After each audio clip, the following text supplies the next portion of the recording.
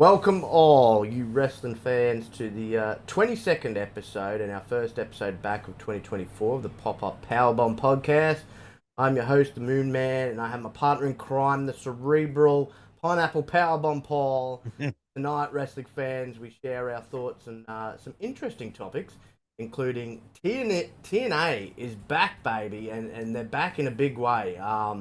I watched the pay-per-view. We're going to get into that. The first topic. It was really good to see. Really good to see. They got some momentum they can ride now for a while. We're going to talk Roman and The Rock. We're talking NXT injuries and some controversy over their training and much more. Got my coffee. I hope you all got your or a nice cold beverage and snacks. And is everybody ready for some story time, baby? We got some. And we're also real quick. We're also going to touch on some bunch of New Japan news this last week. Yes. Well, we're going to touch on that. We might as well touch on that just quickly because I had a couple of debuts, as we're well aware. First off, Matt Riddle finally made his official in-ring debut for them at their little pay-per-view over the weekend, Battle in the Valley, which happened in the US.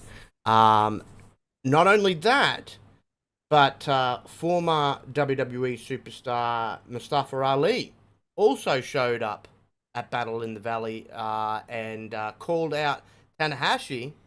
So that was quite interesting. And who else made their... someone else also made their New Japan debut. Well, I don't know if you want to call it a debut, but Jungle Boy Jack Perry showed up. Yes. Well, he hadn't showed up in New Japan before, and as we're well aware, he showed up and tore up his AEW contract. I do believe this is all storyline, mind you, too. Tony, they've got a close working relationship, so there's a story, obviously, here.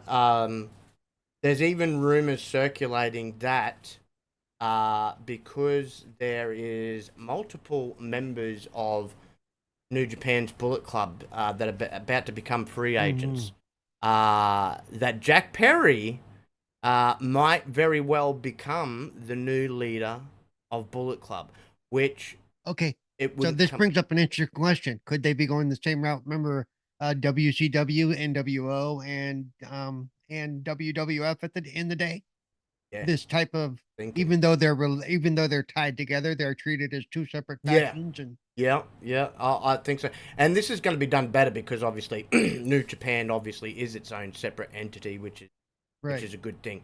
But look, they've always had either an American or some international leading Bullet Club, because it's always been that to New Japan international flavored group, with the odd time that they'll have a Japanese wrestler or a couple of Japanese wrestlers there. But the leader has generally been, their initial leader was Finn Balor, who was Irish. Right. Then you had Kenny Omega, who was Canadian. Then you've had Jay White, who is New Zealand. Currently, you've got David Finlay, who is both American and Irish, obviously because of his daddy. And Jungle Boy would be technically the first full-blown American to lead the group and be their leader. So, and he looked good. He's grown out his beard. He's got a big Bushman beard going on now. So he actually finally looks like a man instead of a young boy. But what I found interesting is just before he showed up there, he's made some interesting trademarks himself that he got himself, not Tony Khan, not AEW. He went and trademarked Jungle Boy, even though, as we know, before his suspension, he got rid of that moniker. He went heel and was calling himself Jack Perry. He also trademarked Jungle Express, which is the name for his former tag team with Luchasaurus. So I'm curious to see how long this... there was a third one that he trademarked too that I don't have in front of me. Bad Boy personality will last, considering he's trademarked this. Or either that, or he's at least trademarked it in the sense of, well, look, I now own the rights to this, so it doesn't matter where I go. If I ever want to revert back to Jungle Boy or team back up with Luchasaurus, if he gets, shafted by AEW, Yep. we've got the rights to the names, So that was probably smart on his behalf. That's what I think it was. I think he kind of grew up in the business because of who his dad was, and he's seen all these other horror stories about these guys who couldn't take their name with them, like the Edge. Yeah. Exactly. And he probably was talking to these guys, and he went, you know what, I should lock this crap down, Yeah. even if I'm not using it right now. Also, it means that if anybody wants to use it, they have to come to him and pay him. Exactly. Exactly. But, like the Rowdy one. Remember the Rowdy one? Yeah. Yeah. Exactly. I still wish Rowdy Piper did not give her the right to use. Yeah. Let's give that to somebody else. Yeah. I think if he'd be up there right now going, why did I do that? Because she's just completely crapped on that moniker. Yep. You know what? Like, to be quite honest, and this look, it'd be better off being with this person than Ronda Rousey, and it's probably not going to be a popular opinion, but I do see him, at least on the microphone, whom I'm about to mention, as he has been for a while, as his generation and still version of Rowdy Piper. I would have given the moniker to Punk, because at least Punk is Rowdy Piper on that microphone. At least Punk kind of fits that mold, because he's as controversial as what Piper was, right? So, I would give it to someone like him. It might not be the popular opinion, but hey, it'd be better off, and he would, live up to that moniker of the Rowdy one more than Ronda Rousey, that's for sure. I think the only reason they gave it to Ronda Rousey was because of her initials, just like, and it sounded good. Rowdy Ronda Rousey. Okay, that sounds good. Another little tidbit before we do get into our 5 topics for the evening. Now, this one is quite interesting. Would you like to know who the betting favourite for the Royal Rumble is? That's going to be scary. Yes, who is it? Maxwell Jacob Friedman. You are kidding. No, he is. Holy crap. Yep. Right. This is interesting, right? Because Tony Khan and AEW, and I know a lot of people think it's a storyline wise, but I'll just put out what we know so far. They've removed him from their roster, right? He's not on the roster page at all. He himself continued to state for a very long period of time, my contract with AEW was up on January 1st, 2024, right? Right. Now, there was rumors, but nothing officially stated, going around saying that he had signed an extension with AEW. But neither him, nor Khan, nor anybody in AEW has come out to clarify that. So, there could be a possibility here. We know his best friend is over there in Cody Rhodes, and Cody's being a hell of a blooming recruitment, coup for WWE. Because I also believe eventually he's going to get Ricky Starks to come over to WWE, because that's another good friend of his. So, yeah, anticipation for this, 37th Annual Royal Rumble continues to build. Fans are obviously buzzing with excitement and speculation. While names like Punk and Cody Rhodes and Gunther and even The Rock dominate the conversation as top contenders to take it out, there's an unexpected twist in the mix that has caught everyone's attention. Now, this coming from ringsidenews.com, who are pretty reputable. Former AEW World Champion Maxwell Jacob Friedman, obviously better known as MJF. Well, on Bet Online and a lot of betting websites, they've raised eyebrows by giving MJF surprisingly very, very favourable odds, the best odds currently, to win the men's Royal Rumble in 2024. MJF initially found himself 7th position in the list of favourites. He is now the top. I'm sorry, I don't see that happening. I don't see them letting him come out of nowhere and take the Royal Rumble and have a shot at the championship. No, well, look, I just don't. This doesn't mean that he'll win it. What I've got curious, though, why I'm curious about, why I'm kind of a little bit excited, does this mean he's going to come over to WWE?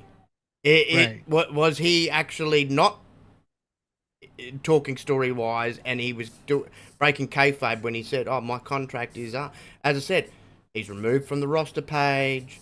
I know they're saying he's out, recouping from his injury, whatever, but his injuries, whilst they aren't that bad, he could be ready for Rumble, right? Right.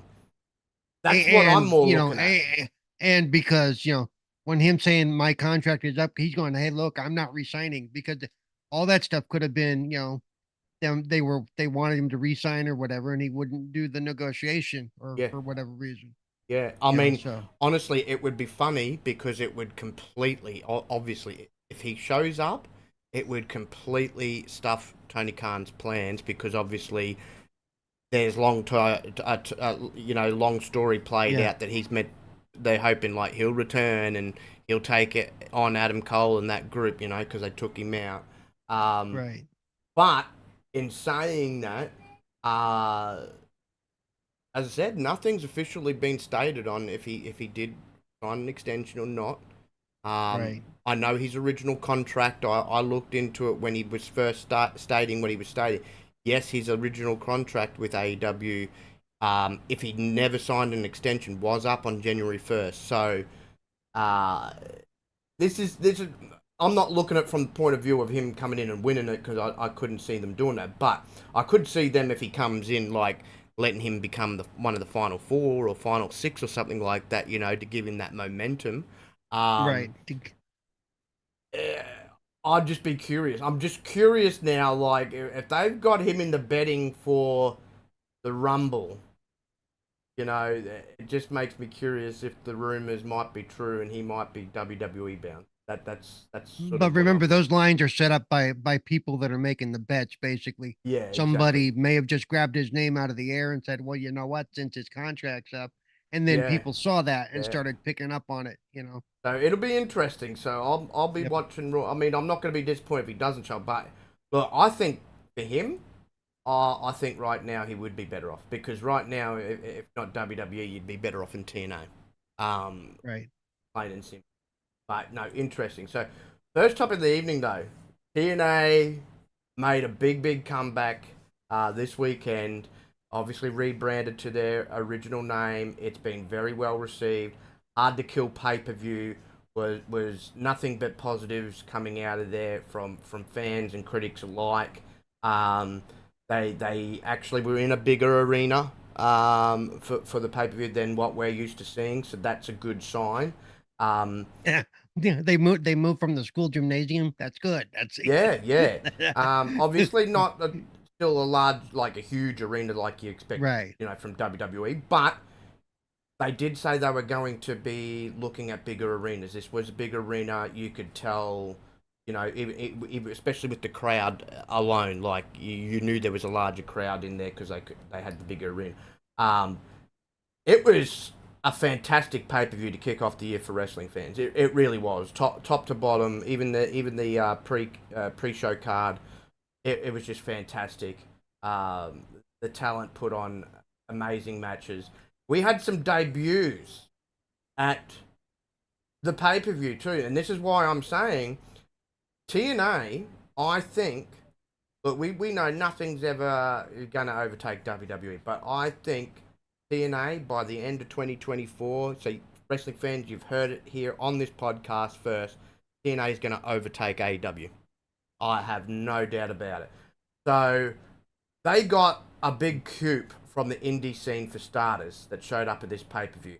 He's not currently under contract, but they are in talks. In Alex Hammerstone, who was MLW's longest reigning world champion. MLW as run, of course, by a former WWE executive. So he came in and had a hell of a match with Josh Alexander, obviously this era's Kurt Angle, basically. And Hammerstone, he looked the goods, man. He looks chiseled out of bloody granite. But he can also fly around like it's interesting. He managed to get a 270 pound body fly around the ring like a cruiserweight. But that was, I think, I think they get the deal done, and he'll be a good signing.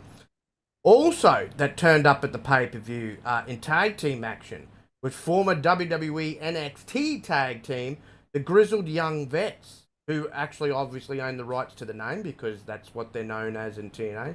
Zach Gibson and James Drake, as I like to refer to James Drake, the British version of Shawn Michaels, because he literally looks like Shawn Michaels. He made his debut. We also had the former WWE superstar in Dana Brooke make her appearance known in the crowd. She's obviously going by her first actual proper name. AJ Francis showed up, who's formerly known as Top Dollar. He came in on the pre-show. Looked $1,000,000 too. It looks like he's actually lost some weight, which might help his movability in the ring. I know this guy's got the mic skills.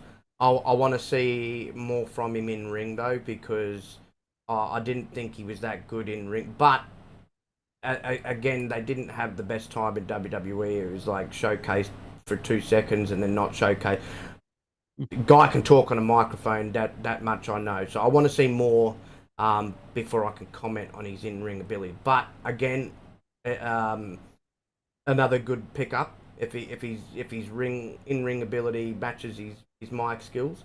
But we had, of course, on the pre-show we had 3 matches. So we had Steve Macklin. He took on Rich Swann.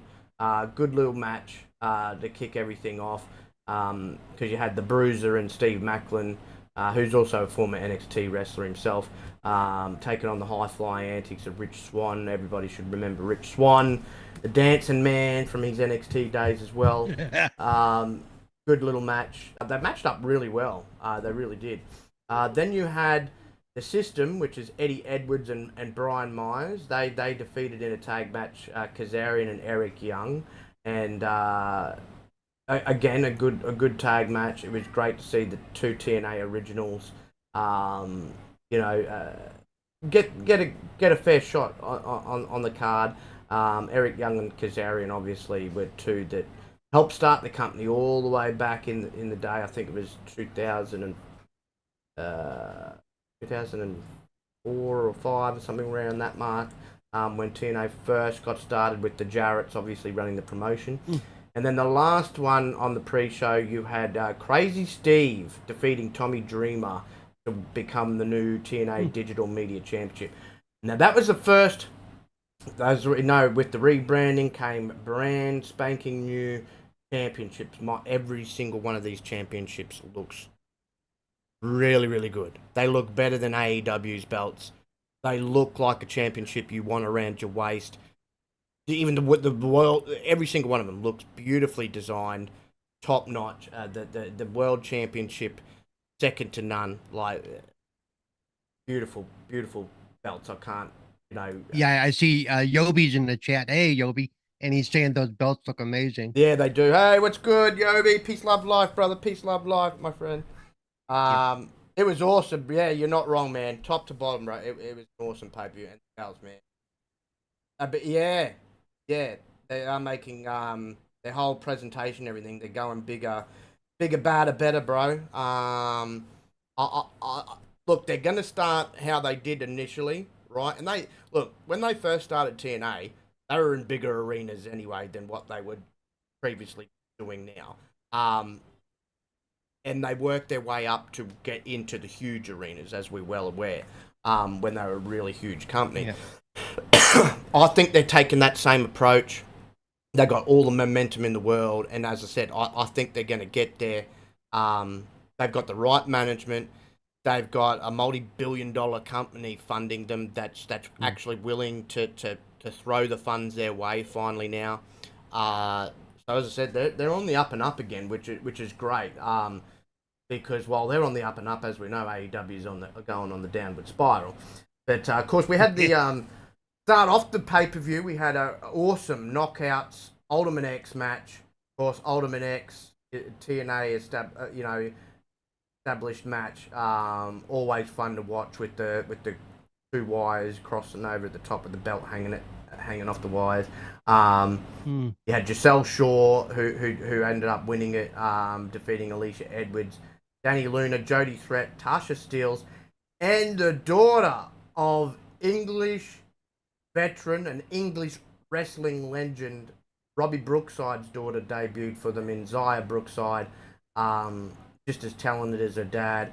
Her dad's actually, I believe, one of the trainers in the Performance Center for WWE nowadays. Oh, But nice. absolute legend, yeah, absolute indie darling. He wrestled for TNA back in the day himself, so that was great to see. And yeah, she's got all the talent in the world.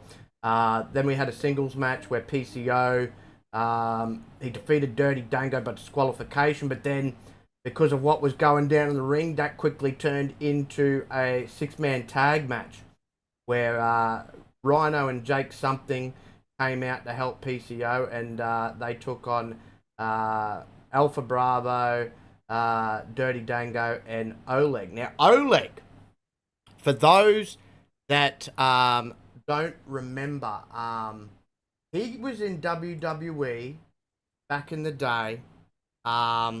Russian wrestler. God, I'm spacing on his name. Vladimir Kozlov, right? Vladimir Kozlov, right?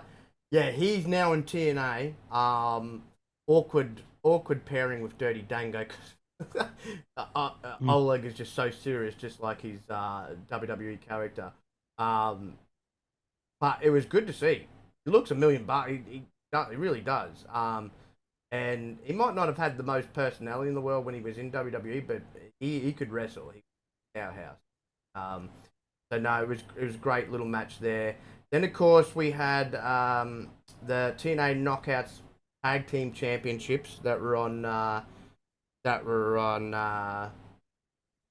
line, and of course we ended up getting crowning new TNA Knockouts Tag Championships because the returning Decay of Havoc and Rosemary defeated the team of MK Ultra.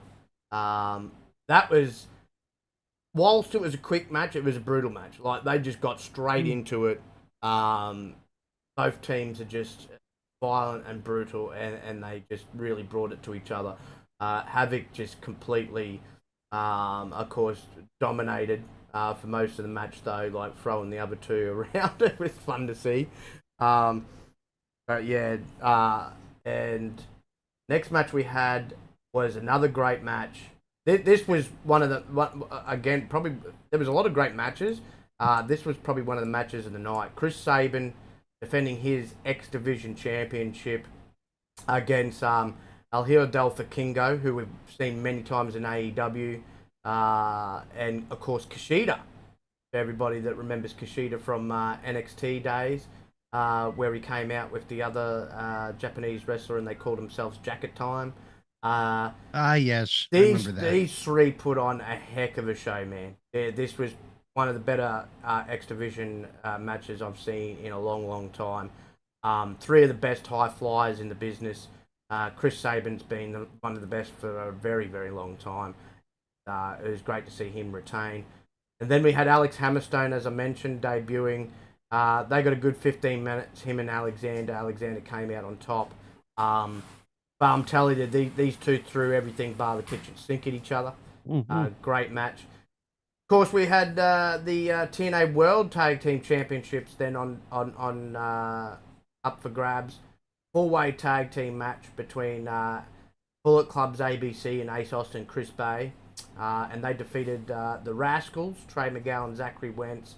Laredo Kid and Mike Bailey, and of course, as I said, the debuting grizzled young vets who looked really good considering the last time we seen them where they were paired up with Mr. Weirdo in NXT and the Rock's daughter, the Chisholm Tree. But no, this was a fantastic match.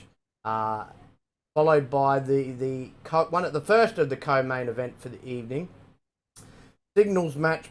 For the TNA Knockouts World Championship.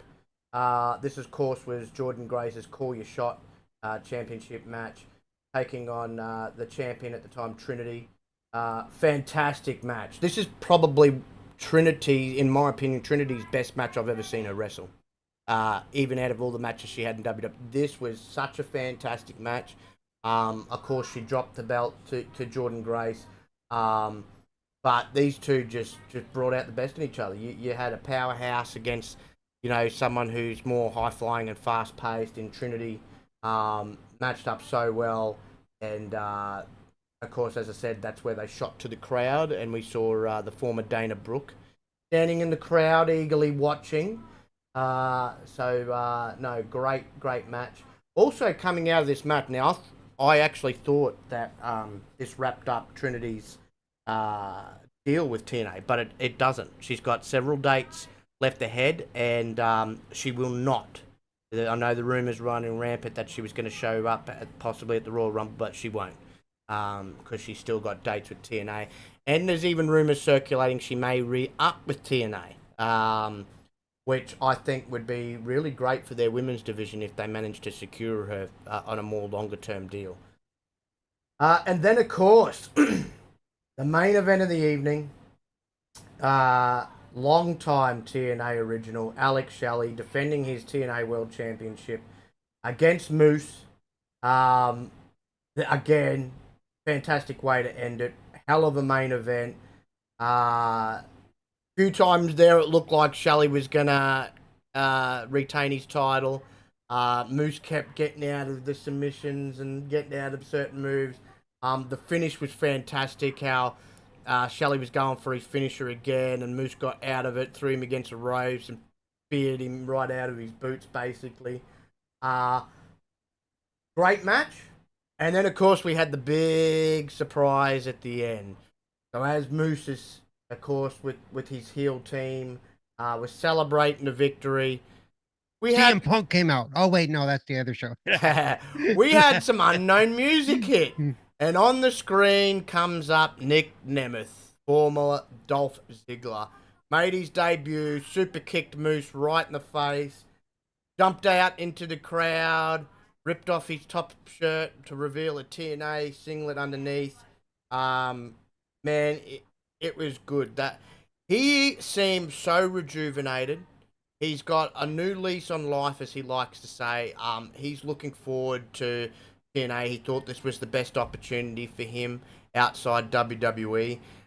I thought this man in WWE was very underutilized, very underappreciated, undervalued. I know he was a couple of time world champion, but it was only for short periods of time. The man was one of the best that they had talent-wise. He could talk on a microphone. I mean, the man's got it all. He was basically the new version of Shawn Michaels in that ring. Shawn even said it himself. I hope he has a fantastic run with TNA. I really do. I don't think ever going back to WWE should be in his cards. I think TNA values him. I think TNA sees money with him.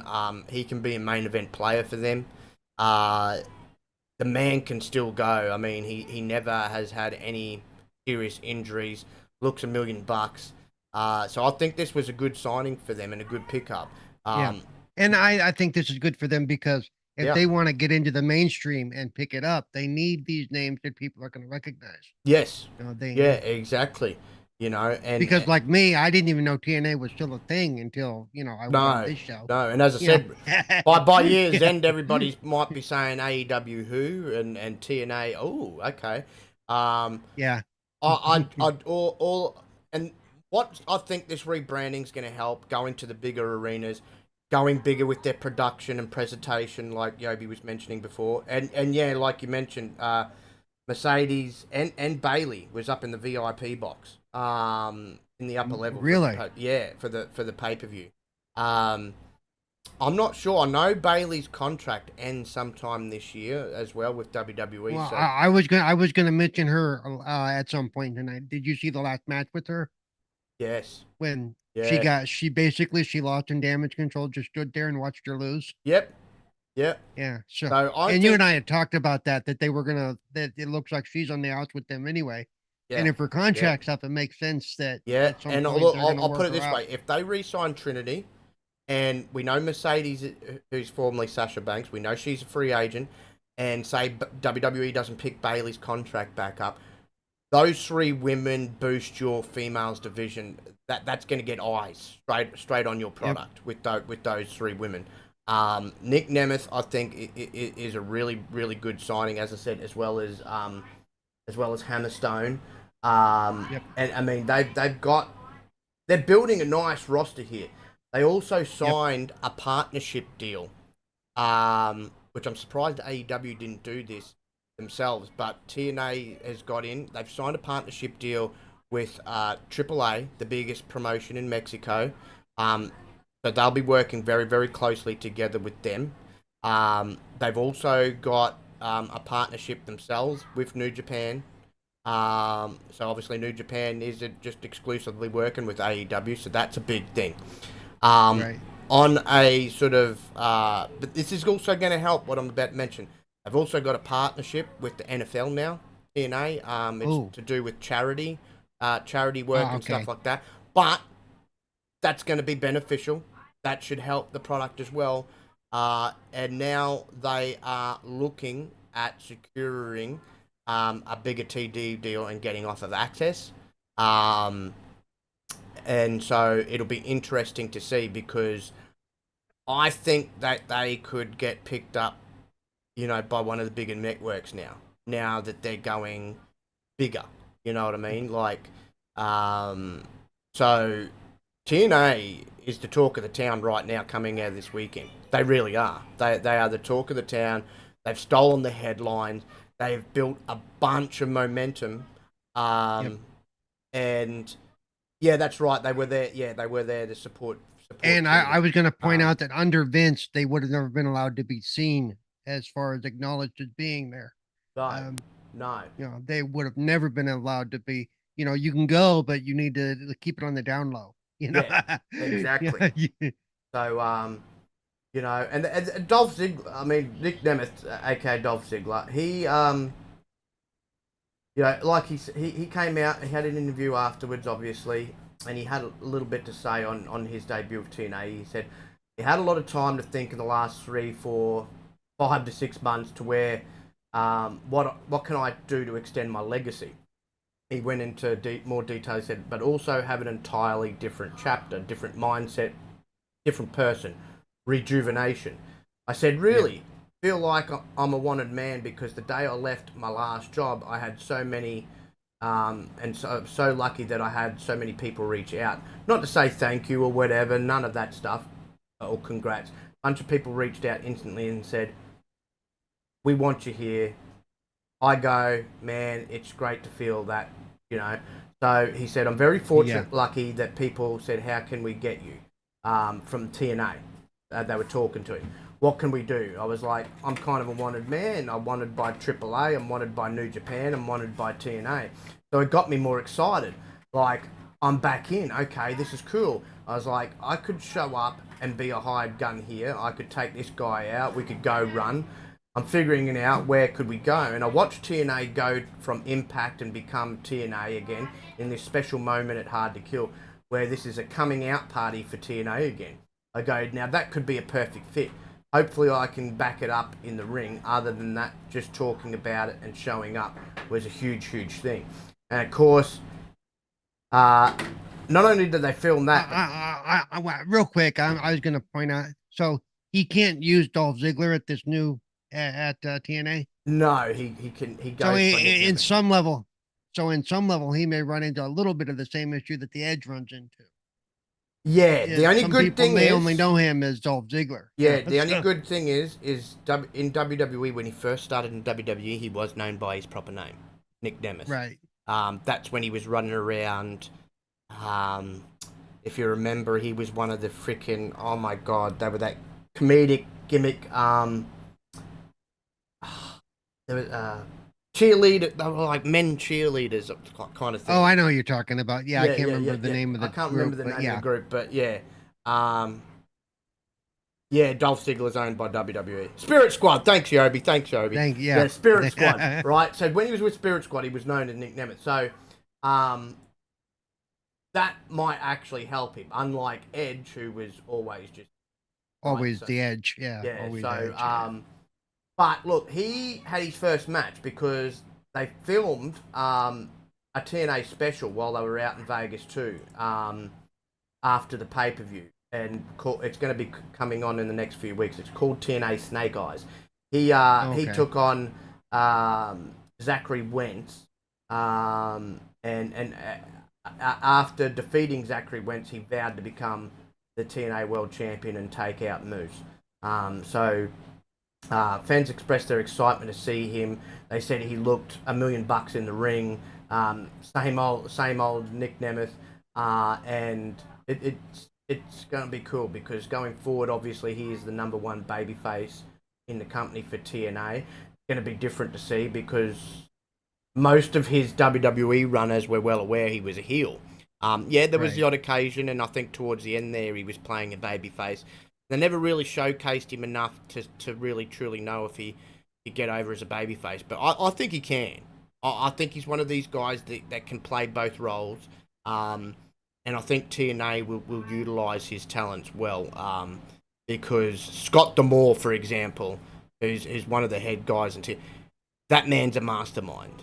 That man is literally a mastermind.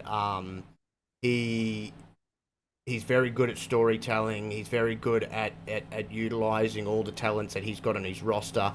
Very good at giving them plenty of time showcase. Another good thing is they brought back one of their shows, Yobi, you probably heard too, in TNA Explosion, which was the second show that they had running for a while, and then I think it was in 2021 it stopped. So that's going to be good. So they're going to have TNA Impact and they're going to have TNA Explosion, which will be their like little hour run show, and they'll probably use that to showcase, the lower tier talent and also up and coming talent. Basically use it as a NXT, I guess you could say. On the odd occasion, you might see one of their top talents also show up on there, like what used to happen back in the day. So, man, they've got all the momentum in the world. This is really great to see because I loved the early days of TNA before Hogan and Bischoff got there. I loved it. I thought it was a great alternative. They were never on WWE's level, but they were right there competing with them. People were tuning in. I wish them all the best, and as I said, my prediction is they overtake AEW by the year's end. And like I said, when all this came out a few weeks ago or a couple months ago on the show, is them doing it now is partially probably because wrestling is hot again. Yeah, so this is the time to do it. Especially if they get on a bigger network in the US, right? And WWE gets on WB's channels and WB goes, you know what? Because you know how WWE's been in the past. No, we're not having any other wrestling promotion here. They give AEW the boot. So then you got, say TNA's on, like, I'm just going to throw it out there. Say TNA gets picked up by Fox Sports, right? You got WWE on WB, TNT and TBS and as well as the USA Network, and then you have AEW scrambling for a new TV. That would be a funny change of events. Yep. But look, I will say it'll be interesting to watch AEW over the next few months because now that the Jaguar season is over, Tony has one less thing to distract him. Well, they got competition now with TNA because TNA I think's got better management structure. They've got better writers. I've said for the longest time that, they had better storylines than AEW, and they were, like you said, wrestling in high school gyms, but they still had better storytelling. And now they're starting to really build a nice roster over there. And they've had a few nice additions. There's even talk that they might pick up Kazuchika Okada, the big Japanese superstar from New Japan, because he just wrestled for them, and it had been a minute since he wrestled for TNA, and he has a lot of love for TNA, and if he wrestled for TNA, I know it'd be similar to if he wrestled for AEW, that he could still wrestle for New Japan, but look, if TNA got Okada as well, that would be a really big deal too, because Okada, like Tanahashi, you know, I know a lot of these New Japan guys aren't known outside of New Japan and outside Japan, but Tanahashi and Okada are. That they actually are world known. They are known in the US. Probably more so with Okada, the Rainmaker. He is a big name. So that would be a huge get for them. And as I said, if they sign Mercedes Moné, who's a free agent, if they sign Bayley, if WWE doesn't re-sign her, that boosts up their women's division. They've already got a fantastic, but that just adds three massive talents. If they get Trinity under contract again too, you know, I think you're going to get wrestlers and fans alike looking at this company different, and looking at it, I mean, in a more positive way, like how they were looked at back in the day, you know, and you know, when you had those fantastic matches back in the day between Samoa Joe, AJ Styles, Christopher Daniels. So now far-fetched thought, since New Japan already has a deal with agreements with both companies, what if AEW and TNA also come to an agreement and they become a triple? And they well, look, if it does, I'd hope Tony would be willing to listen to Scott D'Amore and that, at least on the writing side of things. Like, let them help you, and let them turn over some of the, turn over some of the control, and actually, because those three companies together could make a hell of a dent. Oh, she did. Did she go? Oh, see, I wasn't aware that she re-signed. Okay, so Bayley has re-signed WWE. Oh, has she? Yeah, but hey, if they retain Trinity and sign Mercedes, there's two names that boost your women's division anyway. So, it'll be interesting. It'll be interesting, as I said. And right now, if I was a wrestler and I was coming up to the end of my contract with WWE and they weren't going to re-sign me, or if I become a free agent, or currently am a free agent, I would be looking more at TNA than I would be AEW. I really would. What's funny is either one of those companies can throw a wallet at you, because either one of them, they're AEW can throw a money at you, but then the question becomes: will you be valued? Will you be utilized properly? Will they know what to do with you? Like, honestly, like, before we get into the next topic, that was the other part of Jack's thing. Jack Perry, his thing said scapegoat, I believe. Yes. Yeah. Just before we move to the next topic is, I don't like the way they're handling Sting's retirement. Like, why on earth? Yeah. Look, I've said it many times. Don't like them as people. Don't like them as executives. Do like their in-ring talent, the Young Bucks. But why on earth does it seem like that's going to be his final match in a tag team? I don't want to see that. I don't want to see that. He needs to be in a singles match. Yeah, he needs to go out on his own. He needs to be in a singles match. I don't want to see him in a tag match. I want to see him in a singles match where he can just give it his all. If the man breaks something in the match, that's good. It's his last match anyway. Like, do everything that he wants to do. He wants to fly off the ladder or whatever. Like, go out with a bang, man. It's your final match, right? And I've said for the longest time, right? He doesn't need to win that last match, right? Usually, most of the time when someone's retiring, they don't win their last match. Right. I would love to see a passing of the torch. Yeah, they're giving somebody else a boost instead. Yeah, I would love to see a passing of the torch, him versus his student, Darby Allin, in his final match. That's what I want to see.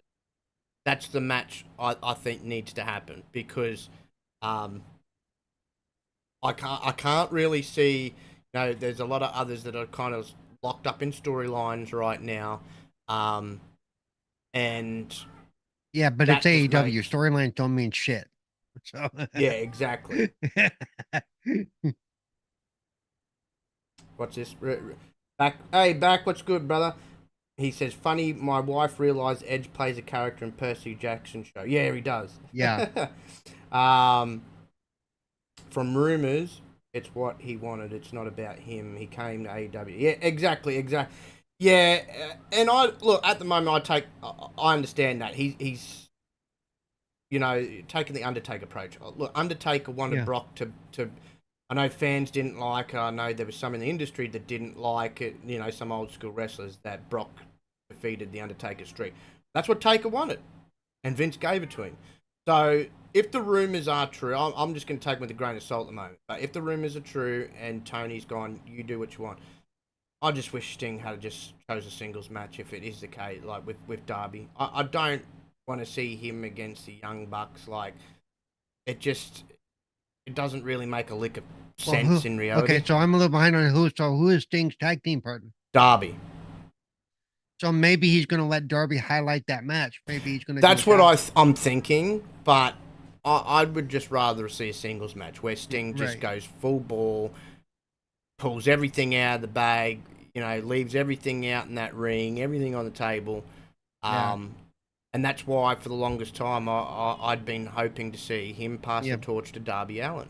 You know, so that's I'm betting that the Darby and him are going to win the match, and he's going to let Darby get the pin, and he's going to highlight Darby. I bet you wait and see. Yeah, I don't doubt it for a second. But yeah, look, as I said, I just don't like the Young Bucks' attitude and that. And you know, if they have it their way, they're going to go over in this match.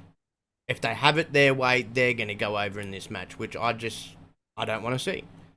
To me, from a storyline, that doesn't make sense. It also downplays. No, it doesn't. What Sting was and who Sting was. Unlike Kenny, they're very selfish.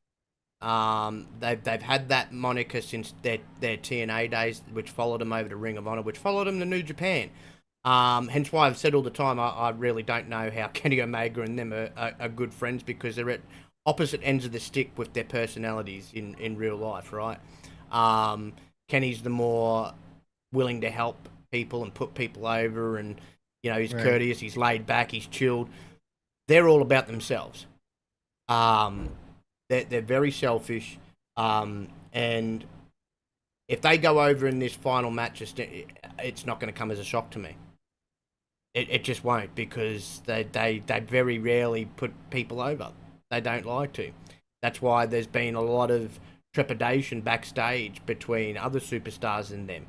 You know, which is funny considering that, you know, that what is it? Them and Cody are basically the backbone behind the start of it.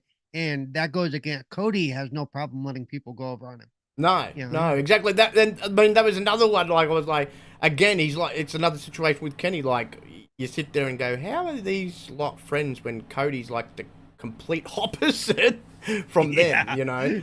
But you know, sometimes you know, like they say with a relationship, opposites attract. So opposites can attract friendship wise. But anyway, moving on to our next topic. Now, this is an interesting one.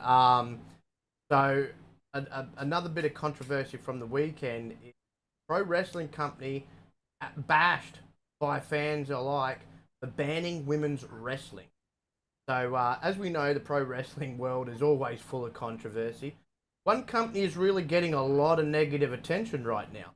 Women's wrestling is on the rise, and they have a ton of fans, but one company is not interested in catering to that demographic. In a notable development that has drawn attention within the wrestling community, a Florida promoter has unveiled the establishment of a new wrestling promotion called All Men's Pro. Despite recent advancement in inclusivity and diversity within the pro wrestling world, this new initiative appears to take a different approach by focusing exclusively on male participants. The wrestling industry has undergone changes, embracing diversity and inclusivity through the promotion of women's wrestling, intergender matches, and a commitment to showcasing talent regardless of gender. That being said, not all companies are in that same league. A regional promoter known in the industry as Florida Joe asserts that this promotion is not intended to make a statement on gender politics. Instead, he states that its purpose is to provide something for the fellas. When questioned about the potential consequences of not aligning with the trend of showcasing athletes of different genders, which could result in the promotion becoming disconnected from the evolving preferences of wrestling fans, Florida Joe responded to wrestlers and entertainers and fans. He acknowledged that while the company will exclusively only feature male wrestlers, he would be open possibly into the future of having a female presence on the show. And we believe because these comments were made after the backlash had started, it was probably due to the backlash. He said, "We do intend to involve women. We're reintroducing managers like Elizabeth and no, wait valets. for it, wait for it. This is now, see, this is how sexist this guy's going to be, right? So, oh yeah, he's going to involve women. We're reintroducing the Nitro Girls concept, where provocatively dressed women will dance between matches to entertain the male audience. Additionally, we'll also have wet t-shirt contests, and women will be ringside holding up signs, etc., etc." Yeah. And next year he's going to reintroduce dwarf wrestling or midget wrestling. Yeah. Max Caster, one half of the AEW tag team with Billy Gunn. Why am I spacing on their tag team name right now?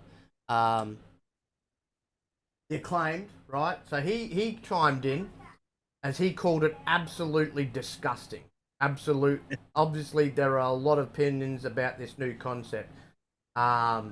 We will have to wait to see what happens next in the situation. Pro wrestling, though, is supposed to be inclusive, but odds are this company won't be winning over any progressive fans at any point in time. What's your thoughts on this, brother?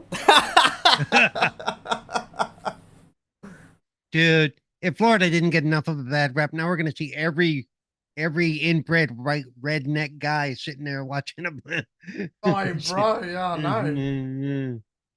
This is I know good, the show may take some heat for what I just said, but dude, the audience they're catering to is not a good audience. Okay, I'm just just wet t-shirt contest and skimpy dressed girls that they're not going to wrestle. They're just going to hold up these cards and say 1, 2, and 3. Of course, most of the people in the audience aren't going to know what those numbers mean, but whatever, you know. Exactly. Oh, wow. I just can't believe that. No. Of course, and then what's going to happen is when it bombs, it's going to be, well, that's because everybody's too woke. It's because of the woke. No, it's because you're an idiot. Yeah, exactly. Okay. Exactly. Like, what are we doing here? Like, it's been progressive in wrestling for years and years and years, and here's this. I know they're an independent company, but still, getting notoriety. You want to get a bigger audience, not a smaller audience. Okay. No.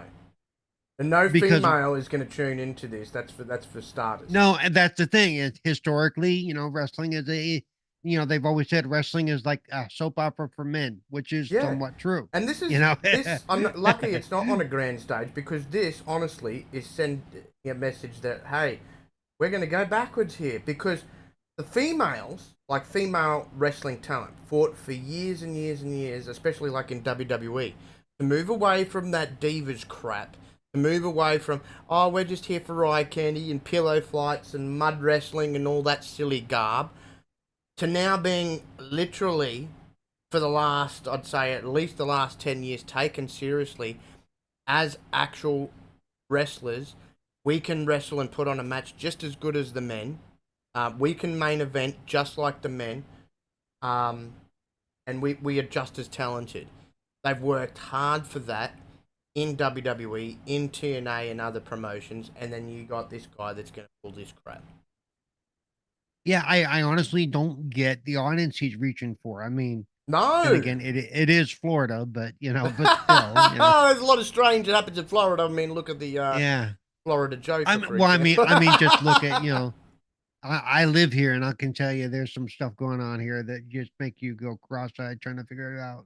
Yeah, but I can't see, because I'm sorry, I'll be making it so there's no women there, but a bunch of you guys are gonna go watch a bunch of guys sweat all over each other and throw each other on a mat in their skivvies.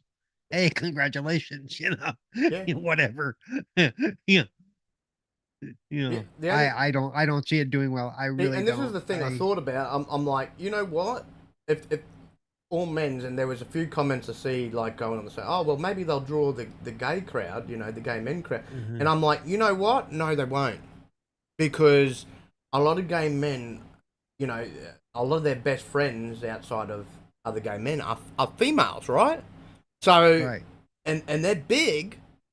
They're one of the biggest proponents Right. behind females, you know, getting their rights and on equal footing and equal terms. So no, I don't think they would draw that crowd because, you know, it comes back to inclusiveness. Now, Well, plus, let's say they do draw part of that crowd. I can guarantee you that they probably would not feel safe at a live event with the rest of that crowd. no, Just, you know, because this is a promoter that sounds to me like he'll only hire straight men anyway. Yep. And He's a man's man. He's an man's alpha man, male. you know, man's man.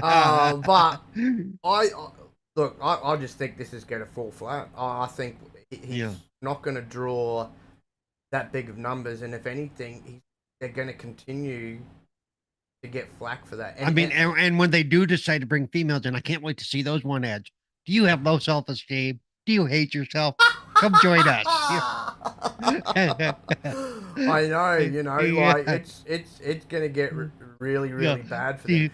And I feel for do you have daddy issues? Do you have daddy issues? I'll feel for some of the talent that'll end up wrestling there because I know because they'll get a bad rap. Yeah, they will. And because everywhere they go after that, if they have eyes on AEW or WWE, the people are going to be like, "You were part of this. What were you thinking? You know, what were you?" And plus, those talent managers for WWE and AEW and TNA, I guarantee you, probably are never going to go to any of these matches to see what these guys can do. No. Yeah. So I think this is, in my opinion, me personally, I think it's stupid. I think it's misogynistic. I think it's sending a message that, hey, we still got some backwards people here. Like, you know, like, I don't want to see that. I don't want to see that. Like, we're way past the days of the Attitude Era where, you know, you had King yelling out all the time, puppies! And just gawking over all the women. And they're not all about that. I mean, like, I think if he does do that with the women, I'd be ashamed to go out there and do that stuff because that's all you're going to be utilized for is in between matches. You know, and to be fair, you know, like Miss Elizabeth was eye candy. Period. That's all she was really there for. That's what she was. Yeah. But she had an elegance about her. Yes. And she never came across as trashy. No. And God forbid anybody should give her any lip because Macho Man would have ripped her face off. But, yeah, I know. Hey, yeah, he didn't like people even eyeing her the wrong way, you know. So right. But no, look, this is just ridiculous. They deserve the heat, and as I said, they're probably going to continue to get the bad press. You know, especially more so when he does actually bring the women in as a Nitro Girl type thing, and that like no, you know, I mean, we're way past those days. Like it 90s was a different time. We're in the 2020s now. That woman movement is strong in a lot of industries, and I'm waiting for a bunch of females and female activists to bash on. This sounds like the kind of guy who'd be trying to bring back Girls Gone Wild and yes, like that. Yes. Well, I mean, he mentioned wet T-shirt contest. Like I said, okay, that says enough. That says it all.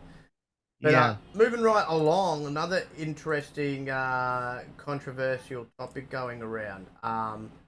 And I feel for this poor girl because we know she only just came back from injury. Cora Jade had a scary moment at WWE NXT live event over the weekend. And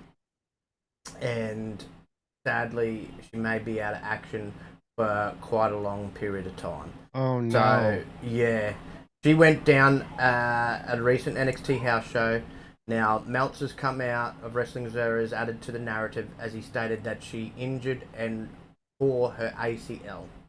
The knee injury from the weekend house show we talked about on the show last night is an ACL tear.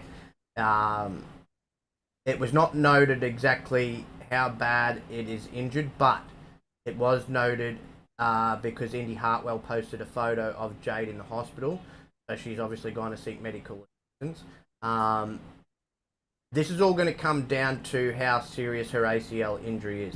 She could be out for a couple of months, or she could be out for 9 months if it needs surgery. 9 or 10 months. And this sucks because this girl has just come back from injury.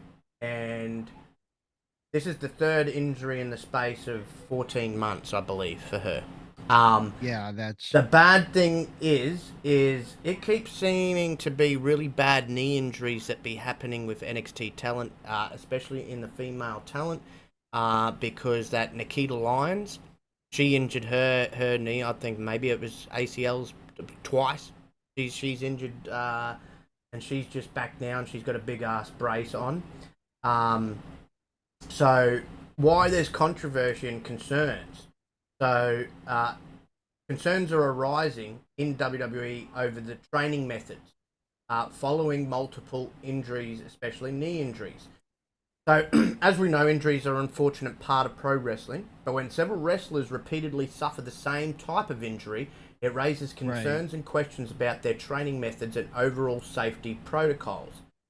So, as I just mentioned, Cora Jade had to stop her main event match due to knee injury during the live event because she was challenging Lyra Valkyria for the women's title at the time.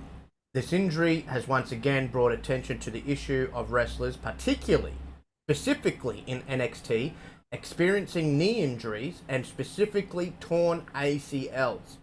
So during a discussion on Wrestling Observer Radio between Meltzer and Brian Alvarez, they shared their thoughts on the situation. Alvarez mentioned that, again, Cora Jade's injury appears to be a torn ACL. To what extent, no one really knows just yet. But it's become a relatively common occurrence among female NXT wrestlers. Meltzer pointed out that there have been ongoing concerns about the training methods in NXT, with wrestlers questioning whether the intense training regimens may be contributing to the high incidence of knee injuries. He cited examples of other female wrestlers like Sol Ruka, Wendy Chu, Nikita Lyons, and Tegan Knox, who have also suffered torn ACLs whilst in NXT. They went on to say, and I quote, this is Meltzer, "I've had people," this was before Cora Jade was recently hurt, but this was when Sol Ruka went down. You know, the surfer girl, for those that don't know Sol Ruka, and you know a couple of the others, Wendy Chu, Nikita Lyons, just telling me that they were questioning the method of training when it feels like all that. Tegan Knox got 2 of them. 2 ACLs, that poor girl, 1 each leg, right, for her. Yeah.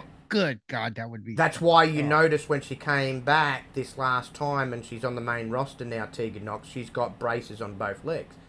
And you know, just questioning like, what are they doing training-wise? Because historically, women don't get torn ACLs left and right. NXT, whatever it is, you know, they train them very, very hard, which is, in theory, a good thing, but not if you're going to have this reoccurring and this level of this. Well, what's interesting to me, if it's primarily the females, what are they doing differently with them than they are with the males? Yeah, exactly. And then Alvarez went on to say himself, one of the things was, I remember even years ago when it came to the NXT stuff, it was like they would want everyone in this great condition. They would train them very, very hard, sometimes more harder than anybody on the main roster. Then there'd be all these injuries, and it was like, there you go. You got to find that balance to where you're getting people in condition, but not if it doesn't benefit your conditioning to then have injuries, because the injuries take away from your conditioning no matter how hard you train. Well, to me, it also sounds like some of the moves they might be doing, or you know, something might be causing it more than anything. Yeah. More than the training itself. Both of them suggested that while rigorous training is beneficial for conditioning, it shouldn't result in significant number of injuries.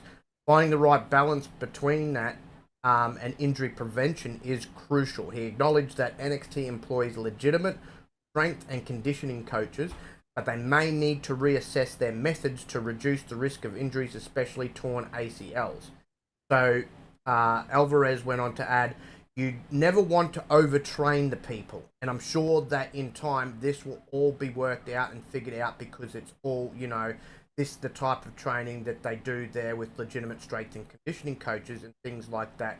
it's somewhat new for wrestling. I mean, in the sense that it's more sophisticated training. He went on to add, New Japan does a different kind of training. It's life and learn, but hopefully whatever it is, and I mean, obviously in the ring, in a match, getting hurt in a match is a different thing that can happen at any time. But whatever it is, I mean, it's more that with the women than the guys. A lot of the women have been going down with torn ACLs as more than just a fluke coincidence, it feels like. Some even getting it in training. The repeated occurrence of torn ACL injuries amongst the female wrestlers in NXT, of course, has raised concerns about the rigorous training methods, and there is a need to find a better balance. And I think WWE needs to start looking into this to ensure the safety and longevity of these female wrestlers. So they put the question out there, obviously wrestlers out there, even the fans, and said, what do you think NXT and their training regimen can do to address the issue and reduce the risk of such injuries in the future? So that's an interesting topic. Obviously, as a pro wrestler, it doesn't matter if you're male or female, you need to have really great conditioning. That's quite evident. Right. Strength, obviously a big thing, and endurance is obviously a big thing. But if they're doing more rigorous training and harder training and pushing them harder than the top flight superstars would train, that right there, I can see as an issue, because but I think it goes beyond strength and endurance. That could also come to flexibility and things like that. There's other, Yeah. Well, okay. Take Nikita Lyons, and look, I don't want people to take me the wrong way on this, but look, it's been said. Her problem is, I think, is her weight. Because she's flexible, right? But doing the stuff that she does with, and by weight, I don't mean that. I'm not saying that the woman's fat. She's not. But she could.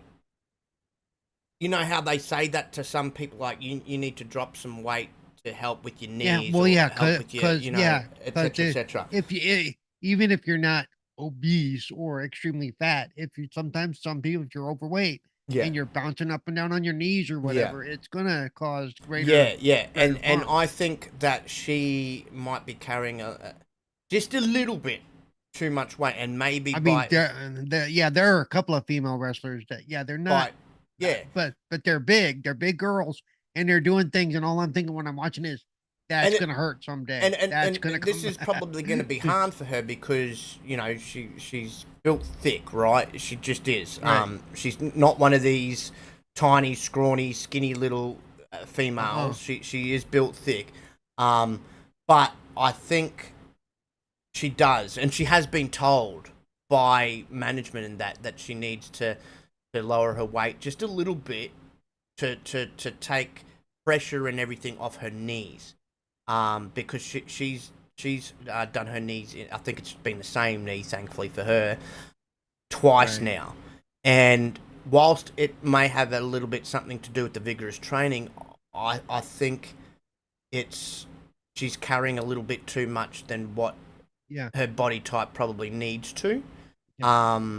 And like I said, hopefully they're not just focused on the training, because I honestly think it's got to be more than that, because it's got to be some of the moves they're doing, what they're doing, maybe the type of training they're doing. Like I said, if they're so focused on strength and endurance, are they ignoring the fact that your body's got to be able to twist and move right? Because if it doesn't, and I think if anything, maybe and I don't mean by a hell of a lot, but tone it down a little bit. Like, if these guys and girls are training much more harder and much longer in the training period, whether that's in the gym, whatever, than the top flight superstars,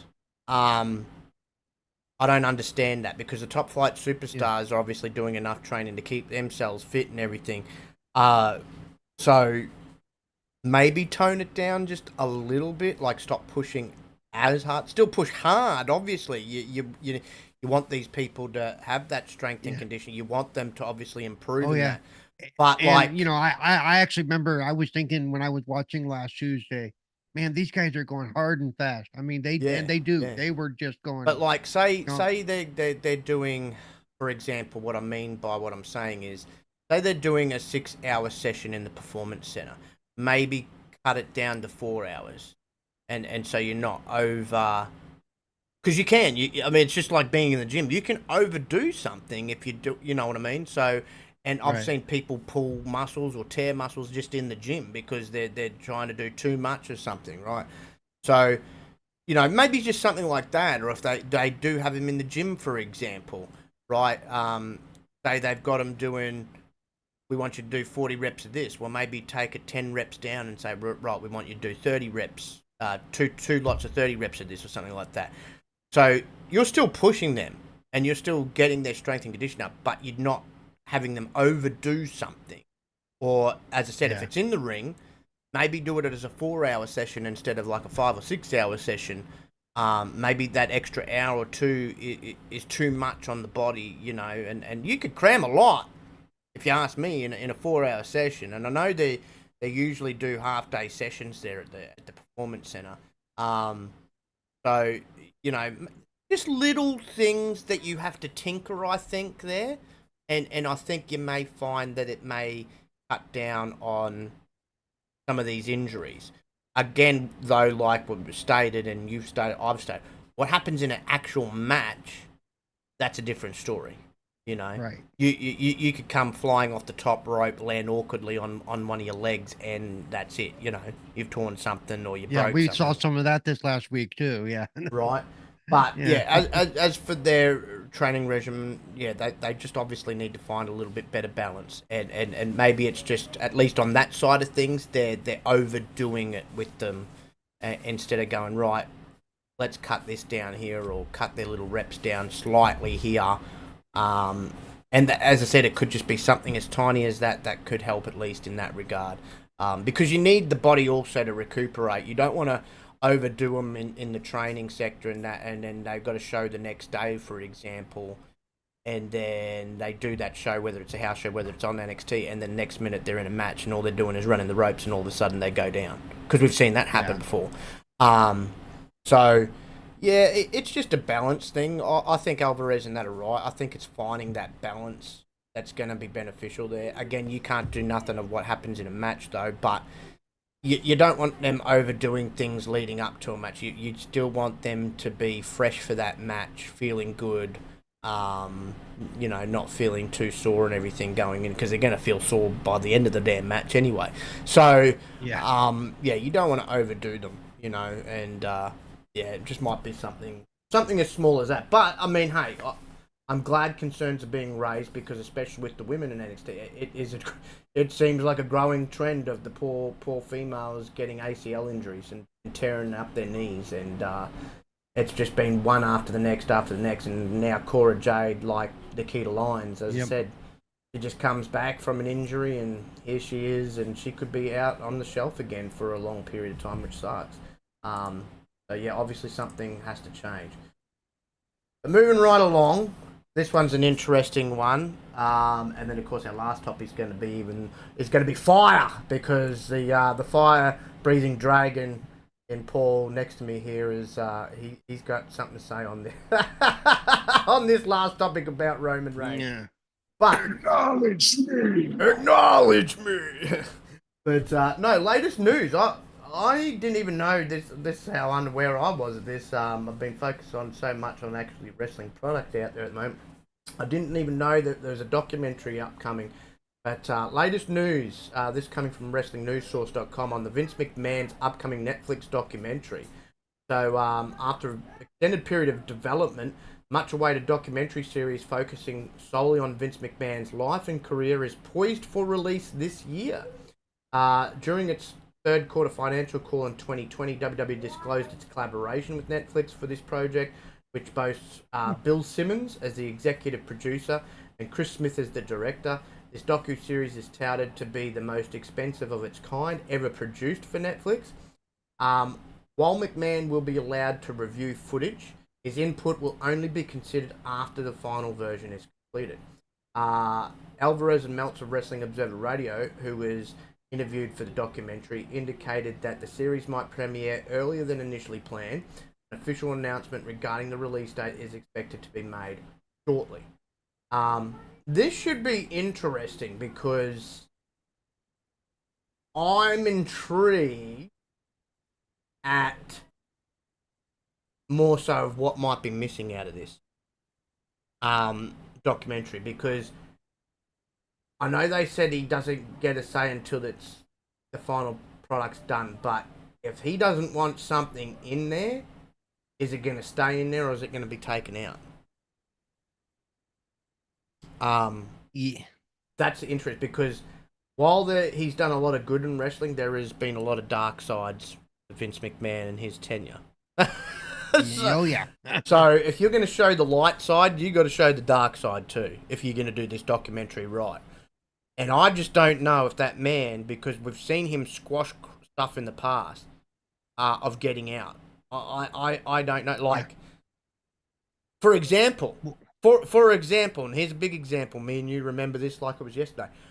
Are we going to go and see? Is it going to be discussed of the day that Owen Hart died and how he handled that situation? How poorly he handled that situation. Yeah. Not just for the fans, but for the wrestlers as well. You know, are we going to see some very well known backstage incidents, say between him and Brett, and the true story behind that, and how he treated Brett on the way out, how him and Undertaker butted heads on numerous occasions, including another one that's come to light where Vince is still holding a grudge against Undertaker for not doing a spinneroonie. Yeah. Right? Which I think is stupid. Why would the Undertaker do a spinner? He's a serious character. He's not a joke. You know? Vince didn't mind going out there making an ass of himself, but Undertaker doing a spinny Rooney? Like, no. No, I can't even envision that. So what's your thoughts on this, brother? Like, I think it is going to depend on how much say he actually has on how good it's going to be, but I think at the same time, because we know, like, for all of the seasons that they did and are doing for Dark Side of the Ring, he has never once been interviewed for any of those things. No. He and I don't know, if they've reached out to him or not. I'm assuming so, because, they still have to get WWE's permission to use a lot of the things that they use and stuff like that. Right. So, but he doesn't, they always tone down the dark side of things. Like, even when they talk about the screw job with Bret Hart. Yeah. And all they did was show the footage of the interview he did where Bret Hart screwed Bret Hart. I'm like, no, you screwed Bret Hart because he wasn't going to do what you wanted him to do. It's like, but so, and if he does have that much control, I don't know if I find out that it's been that pared down where he comes across as, nothing but great and sugar. I'm not watching it. I won't. No, this needs to be a true documentary. If they're going to make it as a true document, they can't hold back. You got to have the good with the bad and the bad with the good. Like, and I'm hoping they do it. If they do it from a journalistic standpoint, even if he says I'd rather that not be in there, they can still do it, because it's not libel, it's not slander. It's, hey, this is the truth. This is what happened. Yeah. Especially for the stuff that they actually have recorded. No, you're saying it. There's no denying this is you. Yeah. Exactly. Where they could get in trouble where somebody like Bret Hart says, well, we were in a closed office and he said blah blah blah. All they have to do is say, I never said that, and then they kind of got a gray area. Yeah. But so as I said, I'm with you on this. If this isn't done right, I'm not interested. Right. I don't want it all sugar coated and all flowers. Yeah. If it's a Vince McMahon flowery thing that says how great he was, and that's it. I want to see the days when WCW was beating him for 83 weeks and he was pooping his pants behind the scene too. Like, that's got to be included, because he was. Right. He was shitting himself at the time. Like, oh crap! Like, are we going to be the company that goes belly up? And when he was going to all the territory promoters and taking over their stuff, that's good business, but I can guarantee you he wasn't always a good man. You No, know, no. And look, we've heard from wrestlers. He is not the easiest person to deal with. Everybody, lately they want to say, "Oh, Punk's not easy to do." Oh, well, Vince is worse. Vince is way worse to deal with. That's not necessarily a good thing, but the difference is Vince was the boss. So no, that's the that's only that's the only cave, Yeah. And look, I know he done a lot for the industry. Look, he made wrestling into the juggernaut that we know today. Like, oh, absolutely. So he's done a lot of good. And even this latest sale to sign him off to Endeavor and stuff like that was a big thing moving forward. But you've got to have the bad mixed in there with the good.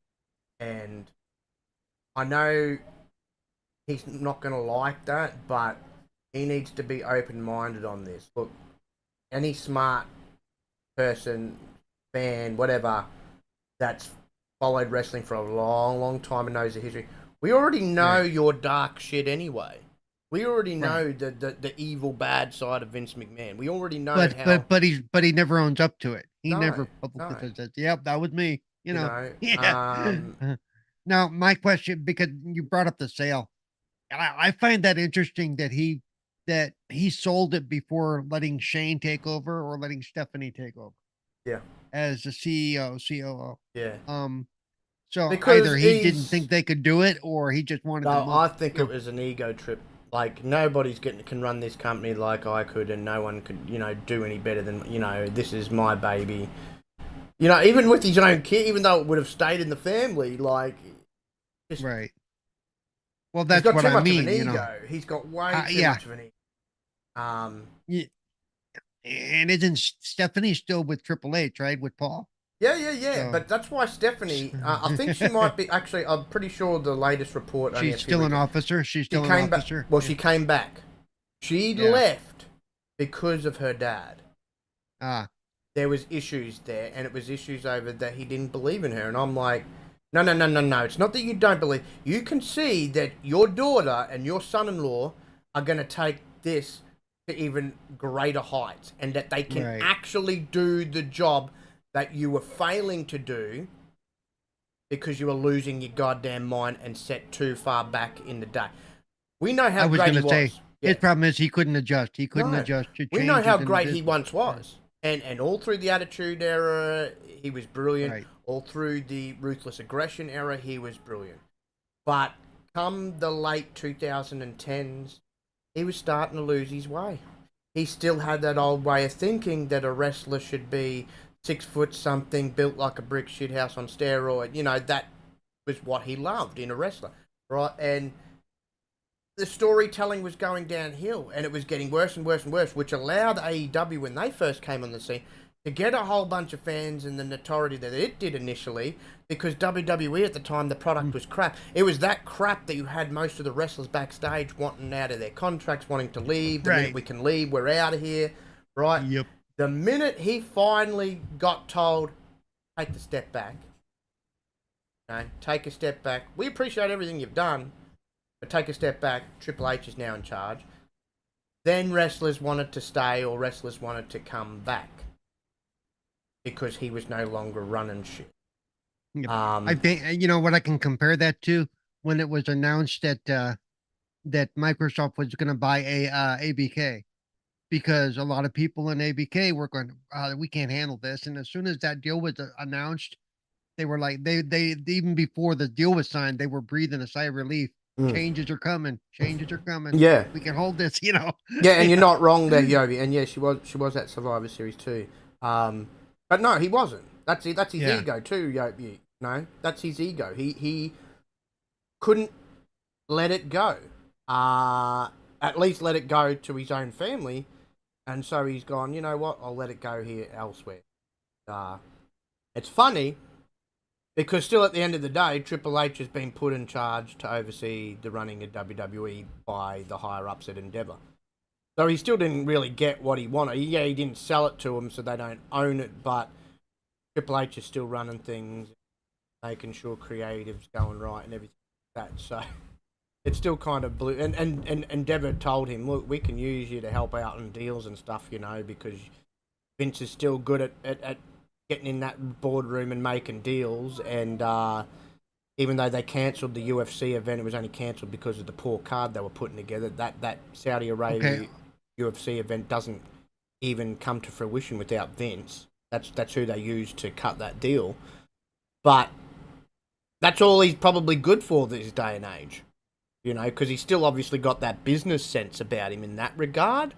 And he obviously got a really good deal by selling to Endeavour, obviously, clearly, that he's satisfied with. But, yeah, he didn't get what he wanted. I don't think he really still wanted Triple H running the show and running things, but that's what's happening. Because Endeavour can see how good things are with him in charge. Then why are they going to destroy that and destroy the product and destroy morale? They're not. Things are going good. WWE has got a bunch of momentum now and is back on the up and up, you know? So, yeah, man, I'm really curious about this documentary. I really am. Like, I'm going to initially start watching it, but if I start picking up on this is bullshit, this is just telling the Disney story, I guess you could say, the Disney version of it, then I'm just going to switch it off because I want to see it all. You know, as I said, if you're going to do a documentary on this, it'd be just like doing a documentary on Trump and only doing, like, talking about him in a glowing light. It's like, no, you got to still make him out. You got to still got to tell the story about him being a prick. You know what I mean? Like, you know, because, well, that's part of the story, though. That's exactly why it needs to be told, you know. Exactly. And with Vince, as I said, there's a lot of dark history there with him, with certain wrestlers and certain things that he's done in the industry that, as I said, the Owen Hart thing, the Bret Hart thing, and as like. So you got to tell it all. It's got to be a tell-all story, basically. You know. Yep. And I would just hope that Vince, in his very old age now, can just let the reins loose a bit and just go, you know what? Him and his telenovela mustache. Yeah, like just sit back and go, you know what? Fuck it. I'm at the tail end of my life. Like, who cares? Let's go. Let's tell. He won't do that. He's gonna be like somebody else. He won't. Yeah, he won't. He won't be. Oh no, you're not painting me in a bad light. No way. You know, it's like, oh, thanks.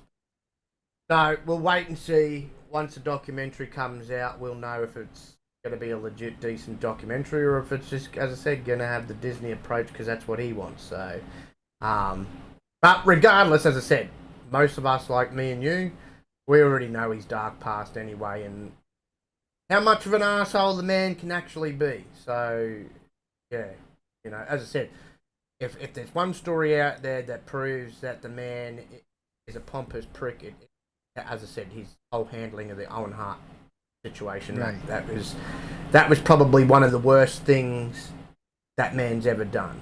And I know that there's, you know, he's got those court cases ongoing and about sexual harassment and stuff like that, which is bad. But that whole pay-per-view Over the Edge back in 1999 should have just been completely stopped. I don't care that you want to appease your advertisers and that. No. You're a big company. No, they should have stopped and said, "Look, everybody's going to get a refund. Yep. We apologize." You know. There's no way he should have let any wrestler go out after that because a lot of them, most of them, were tight and good friends with Owen. You know. Well, and like I said, I actually went back and watched that, and you can see during some of the matches the blood on the mat where he fell. Too. But you're going to go, oh no, grow up, don't stop crying, get over it, get out there and make me. Like, come on. Like, have a heart. Even the commentators, like Jerry and Jerry. They were stunned. I remember watching that. They were sitting absolutely. There going, this is disgusting, bro. Just to make a buck, still like. I'm surprised that either one of them didn't get up, go, I can't do this, and walk away. No, giving the refunds and losing a bit of money, giving refunds to the people in attendance and losing a bit of money advertising was not going to hurt him in the least. Not going to hurt him in the least. They were a juggernaut. That wasn't going to hurt you. You would have made it back up 1 or 2 weeks after that event with your Raw and you know, maybe the following pay-per-view. Easy. Boom. Done. But, man, no one, as I said, Martha Hart hates his guts. That's all I can say on that. Here we go, brother. Let's end this on a more a funny note because I know you're going to go into a rant here, but Look, first and foremost, before I let you go on your rant, Roman Reigns is going to be, this is why, Roman Reigns is going to be skipping multiple premium live events in 2024. It's also said The Rock, it's been made clear he will not be showing up in Australia in Perth for the Elimination Chamber event. But also coming from ringsidenews.com, Roman will not be, he'll be missing several premium live events. So the head of the table has been practically untouchable for the better part of this year. He's been keeping untouchable, unreachable, whatever. Unreachable, missing in action. He's been keeping a low profile on television, and when he does step into the ring, it's an event in itself, adding to his mystique. No, we're not meaning the type of mystique that Undertaker generated by any means. So it was already confirmed that Roman will be competing at the Royal Rumble Premium Live event, but his status from then until WrestleMania 40 remained a big question for many. While speaking on Wrestling Observer Radio, Meltzer and Alvarez talked about Roman Reigns' schedule for this year. Meltzer noted that he will not be competing at Elimination Chamber in Australia or Backlash in France. After Royal Rumble and WrestleMania 40, it was noted he is likely to compete possibly at the next Saudi Arabian show. However, if that means he's going to miss like 3 other shows between. Right? No, just wait for it. However, that also isn't set in stone. But what is set in stone is he could have time off from WrestleMania 40 to SummerSlam when he surpasses Hulk Hogan's record. Mother effer. So Roman, and I quote, they say Roman is not on the Australian show. He's not going to be in Paris for Backlash either, and any other premium live event in between. There is a slight possibility he may show up at the first Saudi Arabian premium live event, but that also isn't a sure thing. The only sure thing we can give you right now is the Royal Rumble, then WrestleMania, then SummerSlam. So, as we know, he's going to be defending against Orton, Styles, and LA Knight at the Royal Rumble. But we've known for the longest time that they want him to rewrite the history books, especially when it pertains to Hulk Hogan. And a lot of people assumed that he would do that by WrestleMania. That's not the case. He actually does not overtake and surpass Hogan's record until SummerSlam. And so, if they're still sticking with that, he ain't dropping the title until after not at SummerSlam, after SummerSlam. So he needs to get through the SummerSlam event as the champion, and then show up on the Raw, the SmackDown after, and then after that, then they can have him drop the title. But he ain't dropping the title anytime soon. Hence why, hey, what's good, Rourke? What's up, brother? Hence why plans have clearly changed, and I think, at least in this sense, it's good, which Paul will at least agree with me, in this sense, it's good. The original plan of having Cody go up against him is not happening now, which I think's great, because you don't want to have Cody rebuild all this momentum that he's done just to have him lose again at WrestleMania to Roman, because they want Roman to beat Hogan's record. So the plan obviously clearly is that they deviated, and he will be defending against The Rock at WrestleMania. And obviously, clearly, and we don't even need to go any further here. He's clearly going to defeat his cousin at WrestleMania. And then he's going to go into the shadows back home until SummerSlam. And then whoever the heck he versus at SummerSlam, he's going to clearly beat them too. And so it doesn't matter. It really doesn't. No, it doesn't. It doesn't matter who it is. So he's not going to lose until after SummerSlam. That's clear. At that rate, they're probably going to turn. That is so sad. No, but here's the messed up part. At that rate, if they don't then have him lose the title at Survivor Series this year, if he's not on that card, for example, then you can't have him drop this at any old pay-per-view. It has to be one of the real big ones.